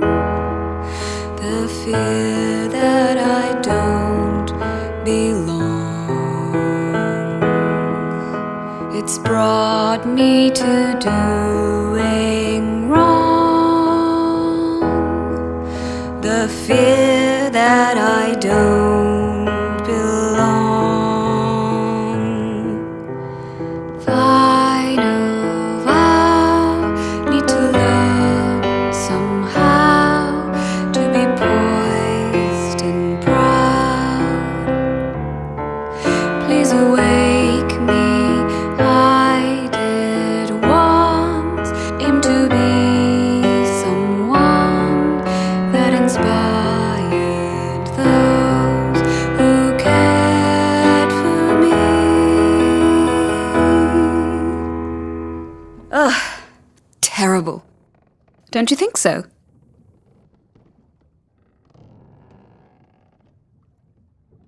I don't agree, miss. I really love to hear you play, but I'm afraid there are others that don't. Well, this thing is so horribly tuned, it sounds like a drowning cat. Oh, it's you! We haven't been properly introduced yet. I'm Tabitha Vesey. Nice to meet you. Devon Rensburg, was it?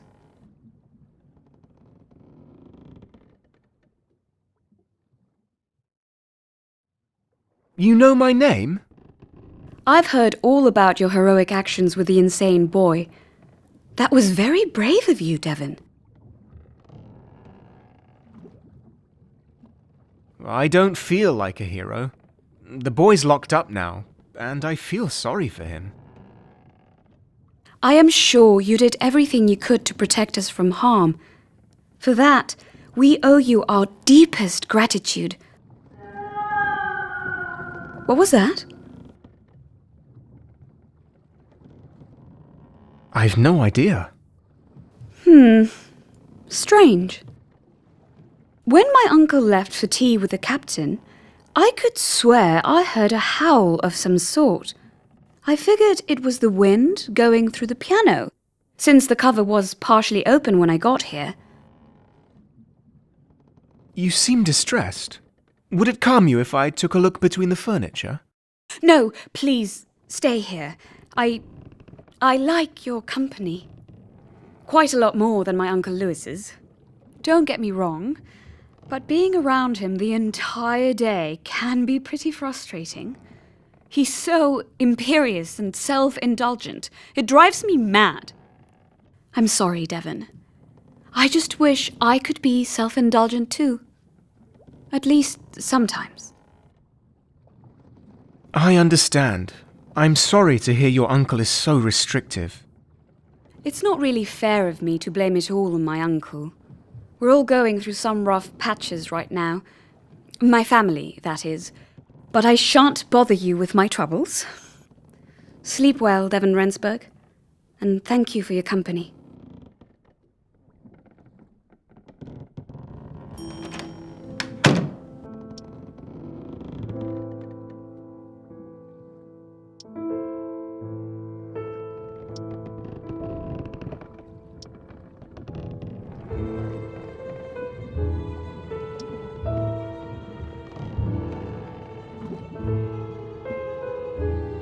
And?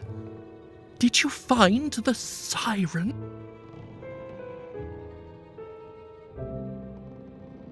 Don't worry. It was only the air breezing through the senator's piano.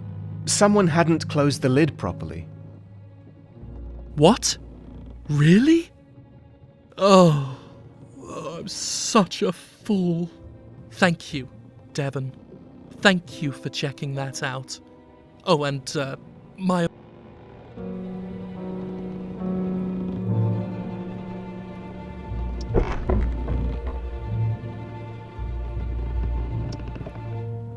There are no ropes on a sailing.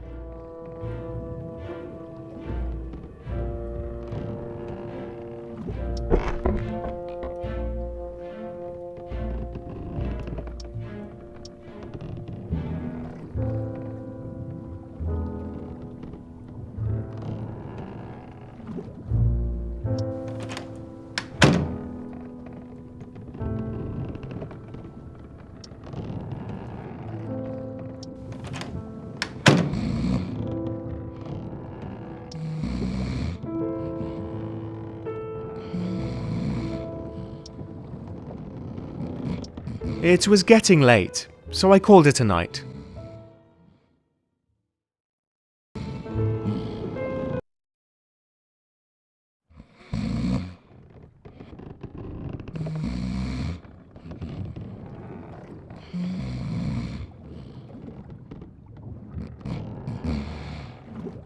Psst!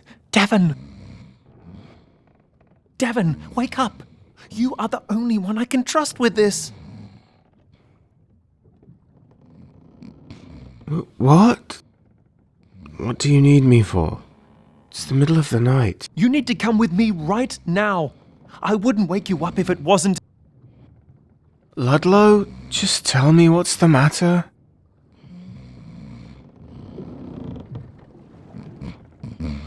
I'll explain in Caleb's workshop.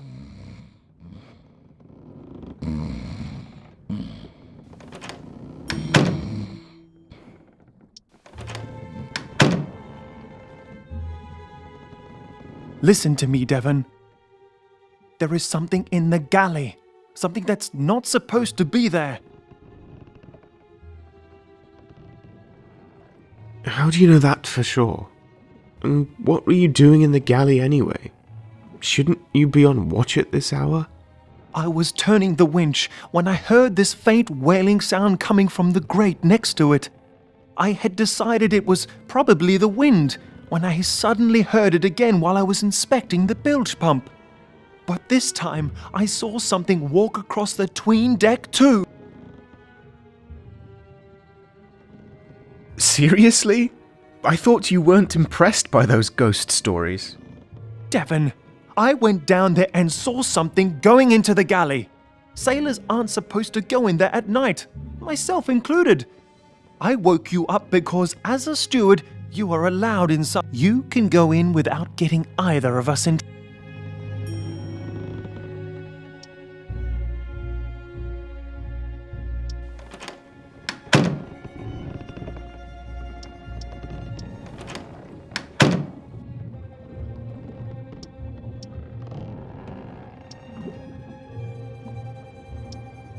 It was too dark to see anything. I needed a lantern.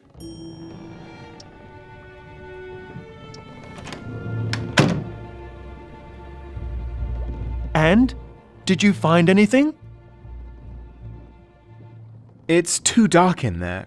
I can't see anything. There's a spare lantern in the crew's quarters, but you might need to refill its oil supply.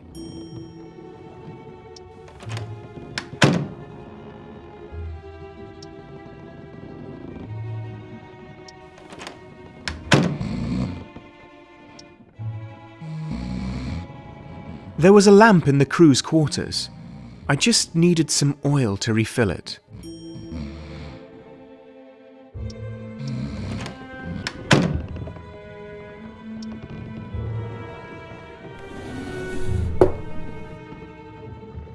There was an oil tin in the drawer. I used it to refill the lamp.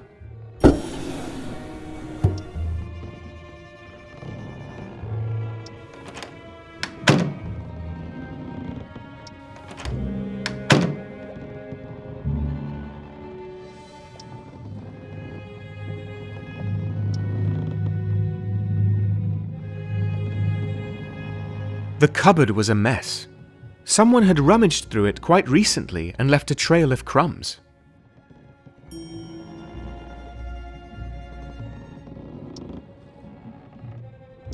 The crumbs led out of the galley onto the gun deck.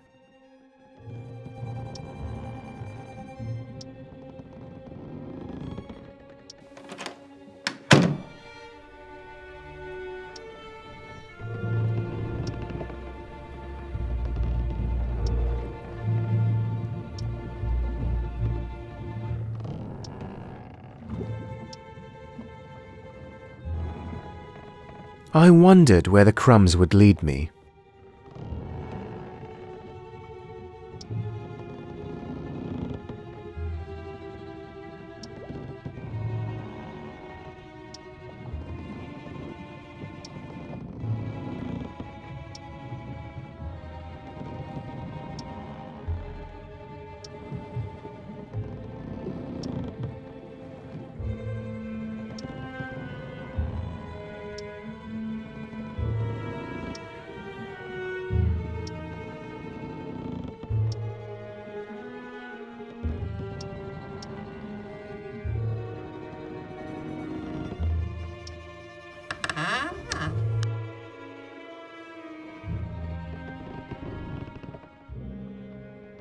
It's a little girl.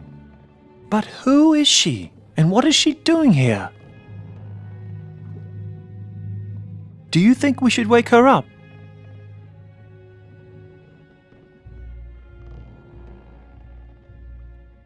How should I know? I've never seen this girl in my life.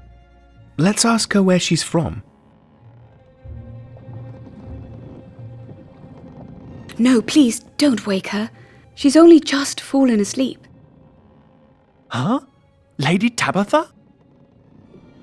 Excuse me, miss, but do you by chance know this girl? No, I don't, but... Well, maybe I do. A little. It was a few nights back. I was stretching my legs when I found her hiding underneath the piano. She was sobbing and I tried to comfort her, but I couldn't really figure out how she got here. Why not? Because she doesn't say a word. She's been silent for as long as I've been with her. She likes music. That is all I know. Why haven't you warned anyone about her? We are lucky she didn't. In my experience, the Protectorate handles stowaways quite harshly. Corporal punishment has only recently been banned for petty crimes, but trespassing, that is still a capital offence. But they wouldn't beat a girl, would they? I've seen it happen with boys. Why are girls any different? Punishment or not, if my uncle found out there was a stowaway on board, it would disgrace the captain.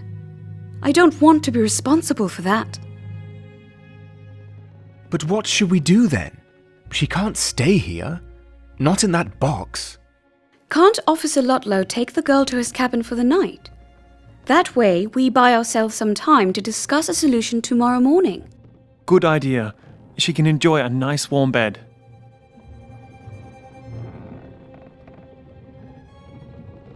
To think, she must have slept in this box for over a week now. The girl doesn't know it yet, but I think she's extremely lucky to have met you. Good night, Officer Ludlow. See you at breakfast, Devon.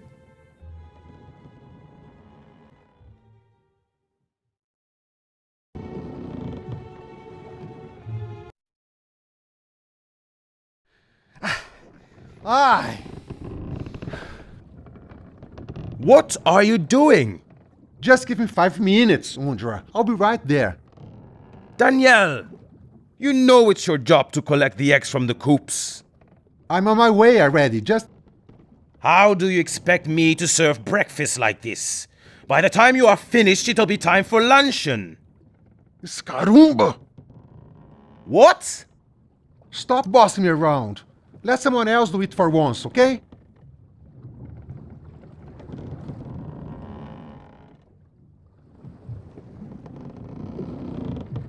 Devon, stop staring and get to the kitchen right now. Galley, sir. Getting arrogant with me? There's a pot of tea in the galley waiting to be served to Mr. Morton and his niece. Get to it.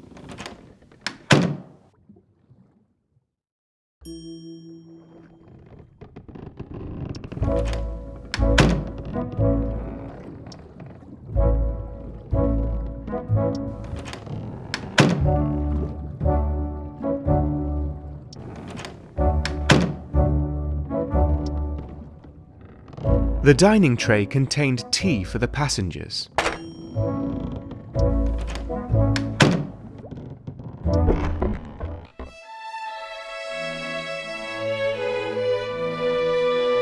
Good morning, Devon. How are you?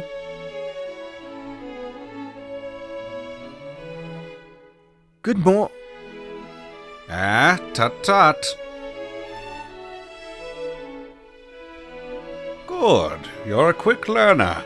Now pour me a cup. Uncle? Just something between Mr. Rensburg and I.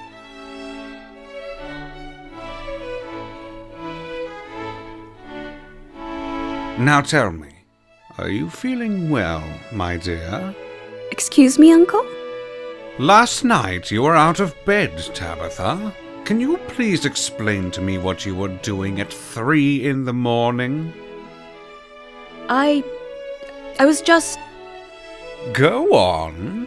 I'm just concerned about what you left the cabin for. I had to go and empty the chamber pot. Oh, I am so embarrassed, Uncle. You cannot ask a lady to speak such a thing in the presence of a servant. Of course. The chamber pot. Then why did I find this kerchief on my piano this morning? That is not mine, Uncle. I have no idea whom that belongs to. I've heard rumors of someone playing on my piano at night. But you were in our cabin most of the time, weren't you? Yes, Uncle, I was. Reading. The Cry of the Children by Elizabeth Browning is truly splendid poetry. Drivel, my dear. So you would have me believe there's a sailor missing his frilly hanky? I am saying it might very well be the silk of a sailor's wife, Uncle. It can get very lonely when you are away from your beloved. And, as they say, music comforts the soul. Very well. I shall give this to the captain tonight. Let him sort it out. Good. Oh, and if you, by any chance, want to play the piano sometime, by all means, do ask. I would love to hear you play, Tabitha. Thank you, Uncle. Don't mention it.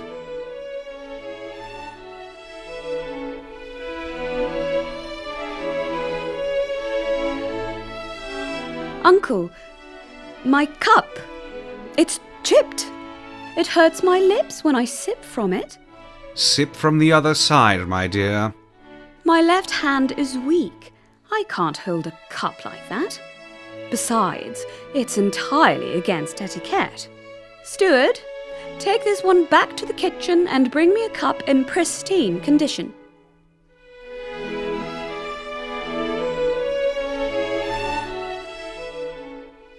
As you wish, Lady Tabitha. And don't keep us waiting like you did yesterday evening.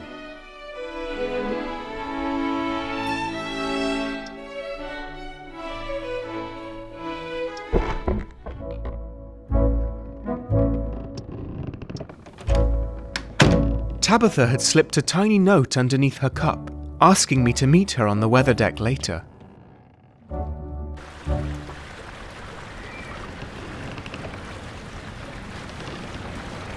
I see you got my message.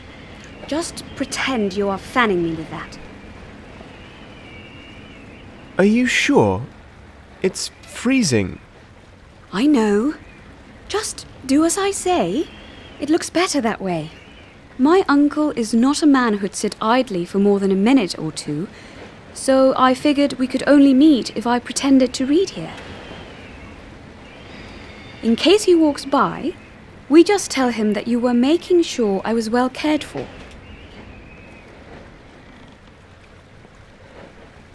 You know that your uncle won't fall for such an excuse. He saw right through you this morning. All the more reason to keep it short. Remember that my uncle found a handkerchief? Well, it's not mine. I'm sure it belongs to the girl. I've seen her holding it a couple of times. You need to get it back. You and your uncle share a cabin, right? You could take it from him when he's asleep. Not possible, Devon. He even noticed me leaving the cabin last night. I need some sort of distraction if I want to do something like that. What do you want me to do, then? Tell the captain. I am sure he is reasonable. It's the only way we can avoid conflict. Then we have no other choice. It is better for all of us if the captain knows about this. He will take... What is that?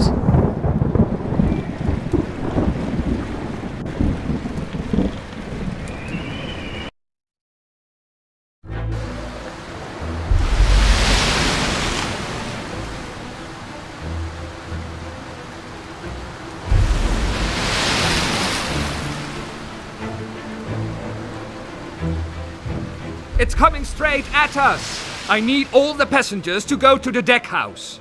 Captain Hendricks, have you seen my uncle? In your cabin, Lady Tabitha. Go to him and take him to the dining saloon right away. It's safer there. I'll be on my way. Be careful when you take the stairs. They might be slippery. Brunswick, have you seen Ludlow? It's not his shift, so he's probably in his cabin. I need Ludlow, Brunswick. Go get him, now. If there's anyone still below deck, get them to go to the dining saloon immediately. Unless it's a sailor. Then I want them to report to me. That's an order.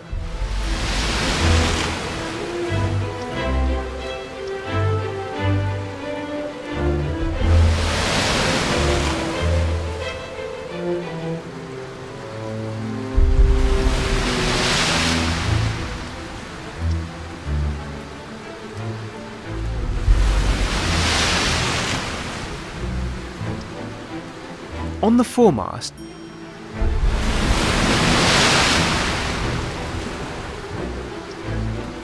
on the foremast, on the foremast,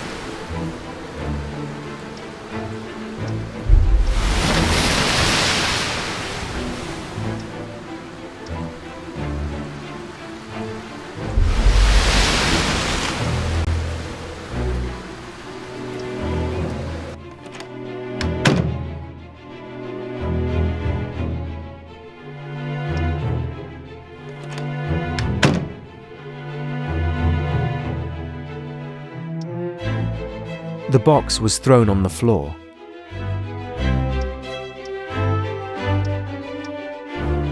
Ludlow's room was a bit of a mess. I wondered what had happened there. There was a necklace inside Ludlow's desk. It seemed to be a colonial design.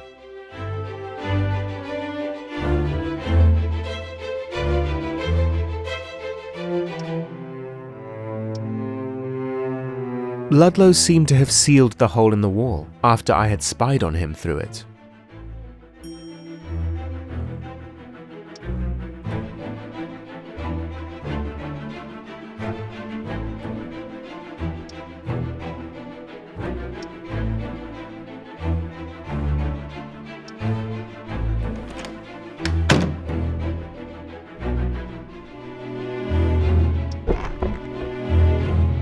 Oh, thank God you're here, Mr. Rendsburg.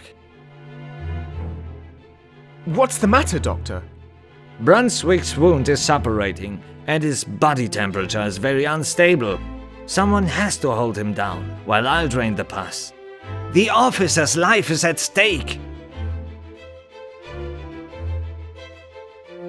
I want to help you, sir, but the captain specifically ordered me to get you and the other passengers out of here, immediately. I won't go with you unless you assist me in doing my job first.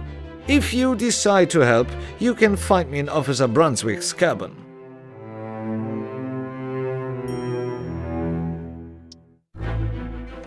I tied his legs together with my belt, but you have to press his shoulders and arms down so he can make sudden movements while I'll drain the pus. Are you ready, Mr. Rendsburg? Yes, Doctor. Let's get on with it. That's the spirit. Now listen to me, Rendsburg. After I drain the pus, I will have to cut away the dead tissue as well to properly clean the wound. Please, hand me the tools I need when I ask for them. I'll put them on the stool next to you. Listen carefully, Devon, and it should be very easy. Whenever I ask you for one of my tools, you will have to hand it to me. And please, don't mess up by giving me the wrong one. I need to focus. Ready now? Here we go. First, I need the syringe to drain the pus from the wound. So hand me the syringe, Devon. I had to decide if this was the right tool.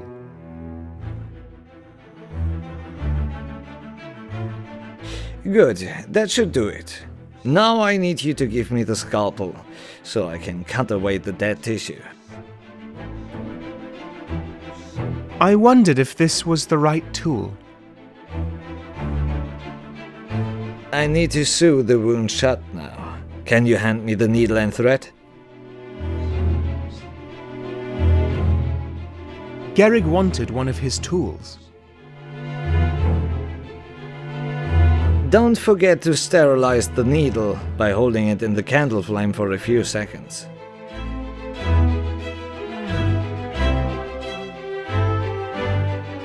There was a candle on the stool. All done. Now, hand me the bandage so we can finish the job. It was one of Gehrig's tools. Brilliant, Devon. This went a lot better than I had expected.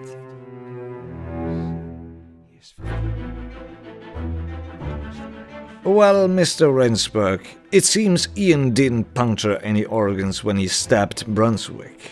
That's something to be grateful for. But you can never be sure.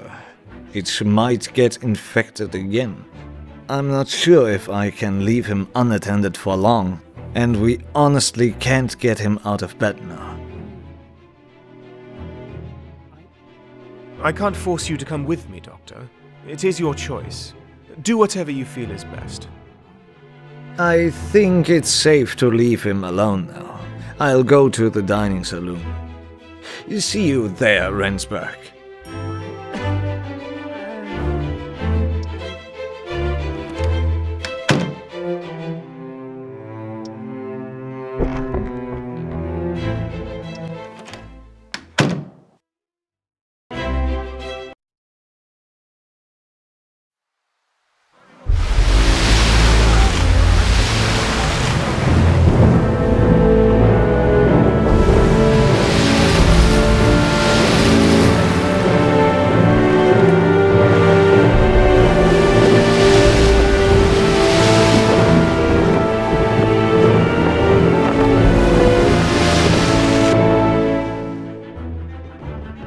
Are you saying I'm blind?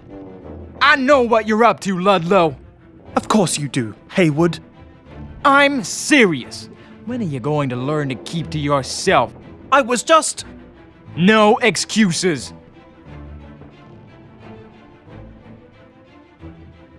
I need to talk to Ludlow. Please get to the main deck, Kaelin. The captain wants to see you. Ludlow has some explaining to do. So either he tells me what he was doing rifling through my drawers, or I won't leave. I just wanted to know if you had any nuts. Can you believe this man, Rensburg? It must be that time of the month again. Fine. I'm sorry. I was just looking for a wrench to... The wrenches are on the wall. You tell me I'm the one who's blind.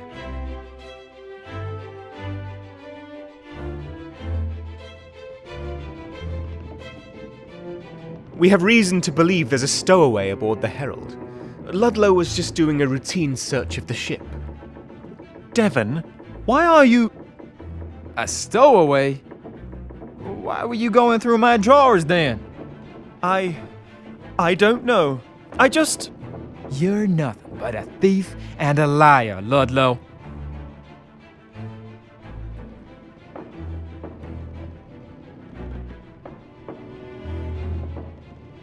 Come, Ludlow. It's no use staying here. Fine, leave. See if I care.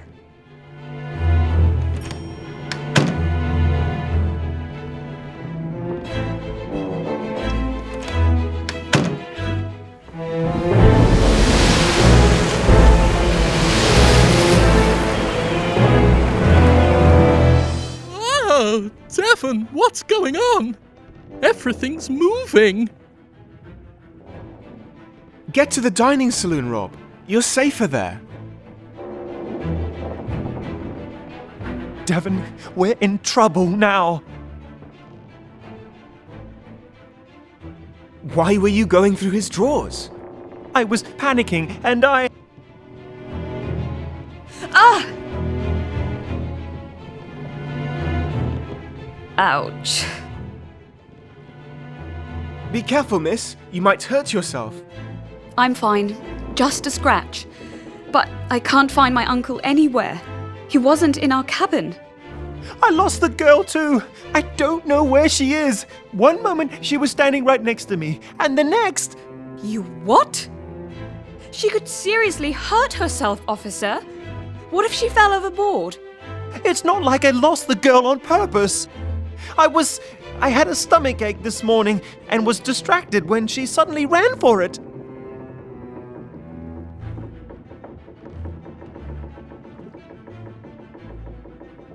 Doesn't matter. We need to find the girl and Mr.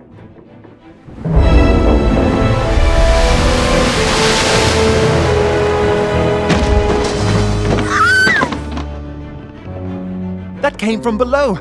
Let's take the stairs.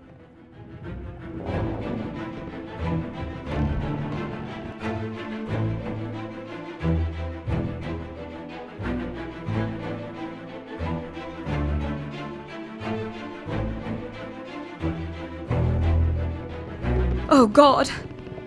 My little girl, are you all right? Please don't cry. I'll get you out of here. He went through that door, Ludlow. He's got a key to the cargo hold. Who are you talking about, Ian? The Senator, Lewis Morton. What is going on in here? We were looking for you, sir. There's a storm underway and you're in danger down here. The storm can wait. Who is this girl and what is she doing aboard this ship? She's just lost, sir. She's all alone and I won't let her come to harm. Elisa! Minha menina, you are safe. I was so worried. Danielle? Who are you and what do you think you are doing?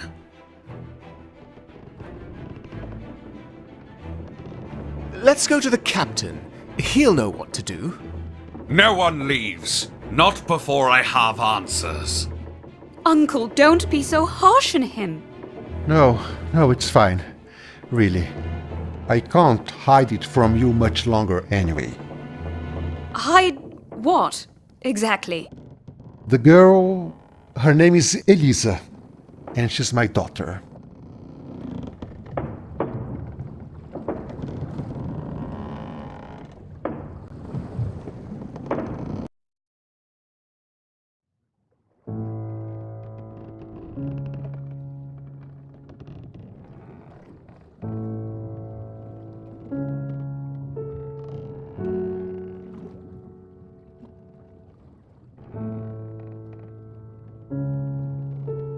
You disappoint me, Mr. Barris. I trusted you. Even as someone from the Kingdom of Brazil, I held to believe that you had changed your ways. So, you know where I'm from? Your accent betrayed you. Although I have to admit, if Mr. Roberter hadn't told me about his suspicions, I would not have been convinced. Why was I not arrested then? All refugees to the free world are welcomed by the Protectorate and its allies. Your heritage is not a crime, but human trafficking is. She is his daughter, sir. Doesn't matter, officer. This man smuggled a human being aboard a government-chartered ship with immeasurable danger to her safety. Harboring a stowaway is a capital offense. That it is, and therefore I'm taking appropriate measures. Mr. Barris, you will stay under strict surveillance until we arrive in the eastern colonies. There you will be delivered to the authorities in waiting for your trial. Excuse me, Cornelis? He poses no danger, Lewis, and I need my crew. Please let the authorities handle this. You are the authority on this ship. I am an authority on this ship. We sentence him here, right now.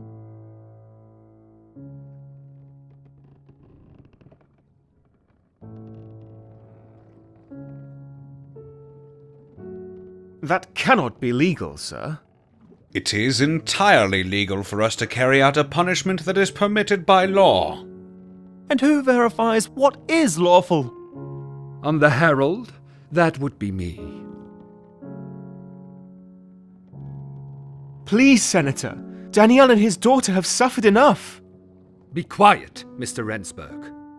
The crime in question mandates a flogging by whip. You can't do this! The whip's been banned in the capital, sir. The ship doesn't even carry a whip anymore. We are not in the capital anymore, officer. And may I remind you that our captain is a collector of exotic weaponry?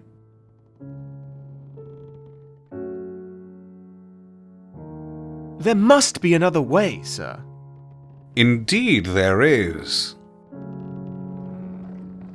The captain has a rattan cane, an object often used in the eastern colonies to flog criminals. It would be an excellent choice in this case. You want me to get a rattan? Fair enough. If they do it in the colonies, why can't we? Because we are better than that, Captain. That's why.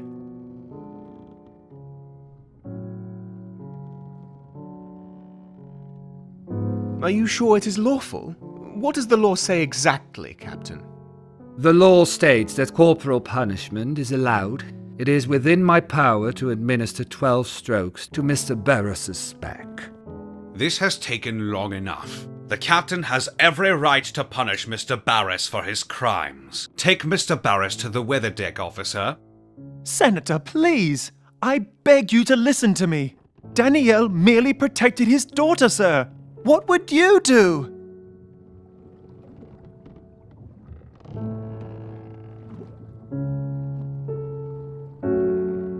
I wouldn't lie. Besides, I have no daughter.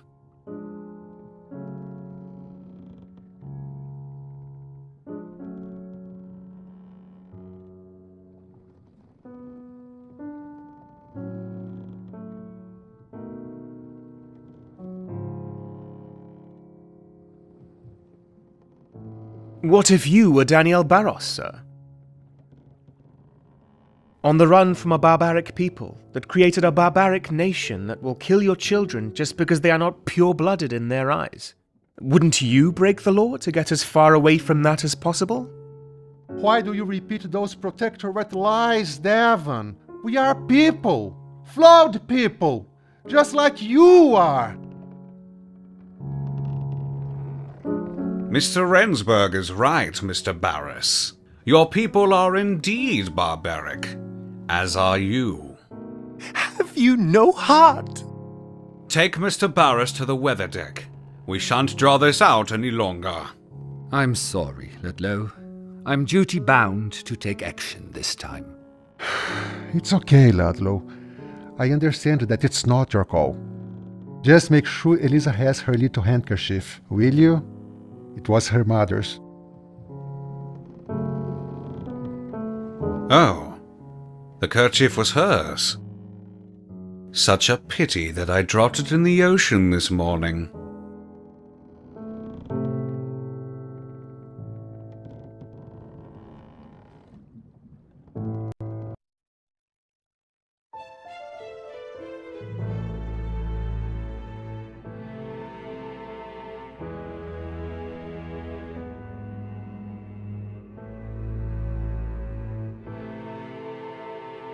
Trying to protect his daughter, Daniel had brought himself into harm's way.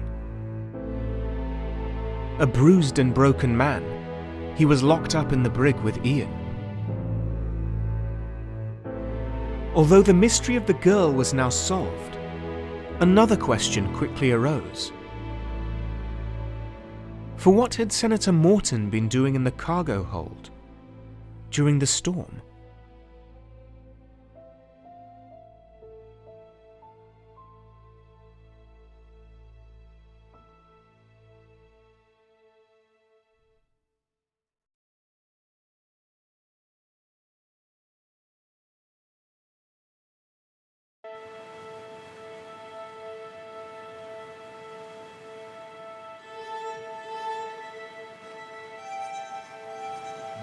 Did you truly believe you could bargain with a protectorate senator? Well, it was worth a try, wasn't it? You failed, Daniel. There's no reward for trying. Really, I expected you to be better at this. Are you willing to prove yourself to me, Devon? What do you mean? Prove myself how? Answer me. Did you or did you not rummage through my strongbox while I was away? Yes, I did. Did you read the articles?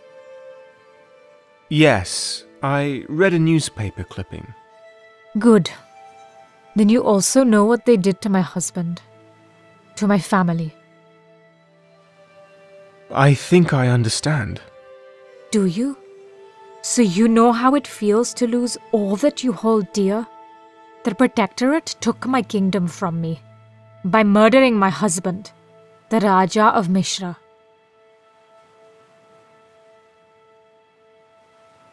I don't really get it yet. Why and how? The Protectorate made it all look like an accident. But I knew it was murder from the moment I was informed of my husband's death. For I have only daughters. Without a legitimate heir, the doctrine of lapse made sure that the rule of our entire state would fall to the Protectorate. I'd have expected you to put up a fight.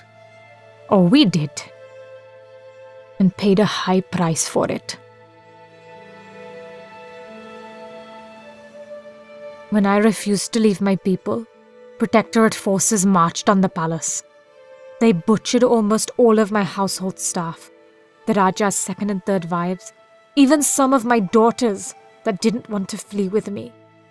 I left them, Devon. I left my children to die.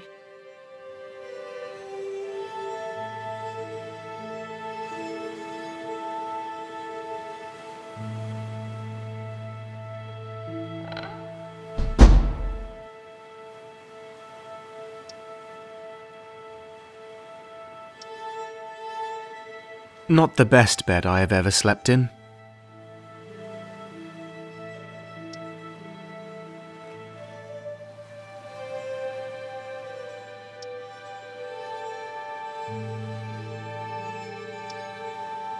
What are these? Candelabra?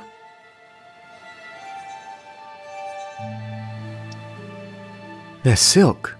So soft.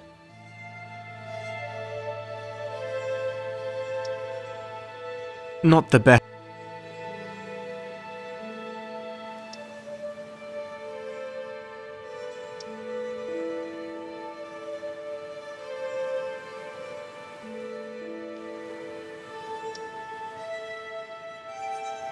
The sea seems endless.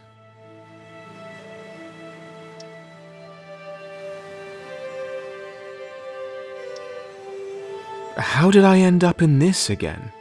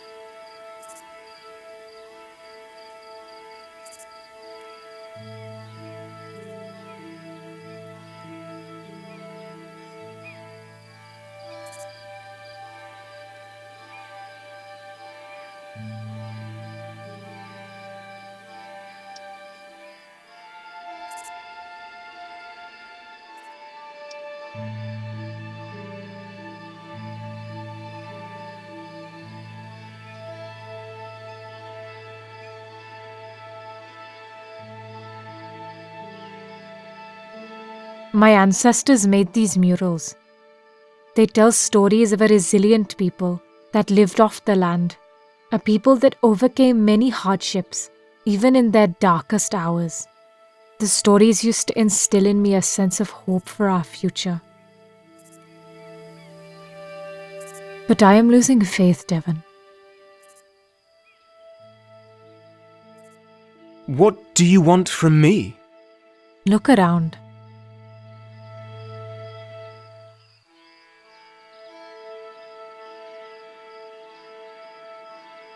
We are surrounded by the corpse of a culture that once flourished in this region.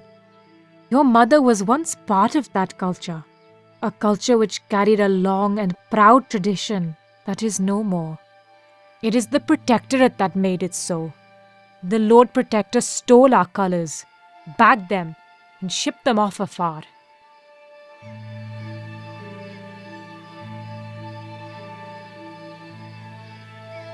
And now the cockerel is brandishing our plucked feathers right under my nose, taunting me in the hope that I lash out. As tempting as it may be, my people can't afford that. I don't want to legitimize him wiping us from history. I don't want to grant him that pleasure. I'm losing hope, Devon, and what last opportunity I have left now rests in the hands of a few in whom I've placed my trust. I'd like you to meet one of them. In fact, you have met before. This is my daughter, Ashna. Hello, Devon. It's good to see you've recovered.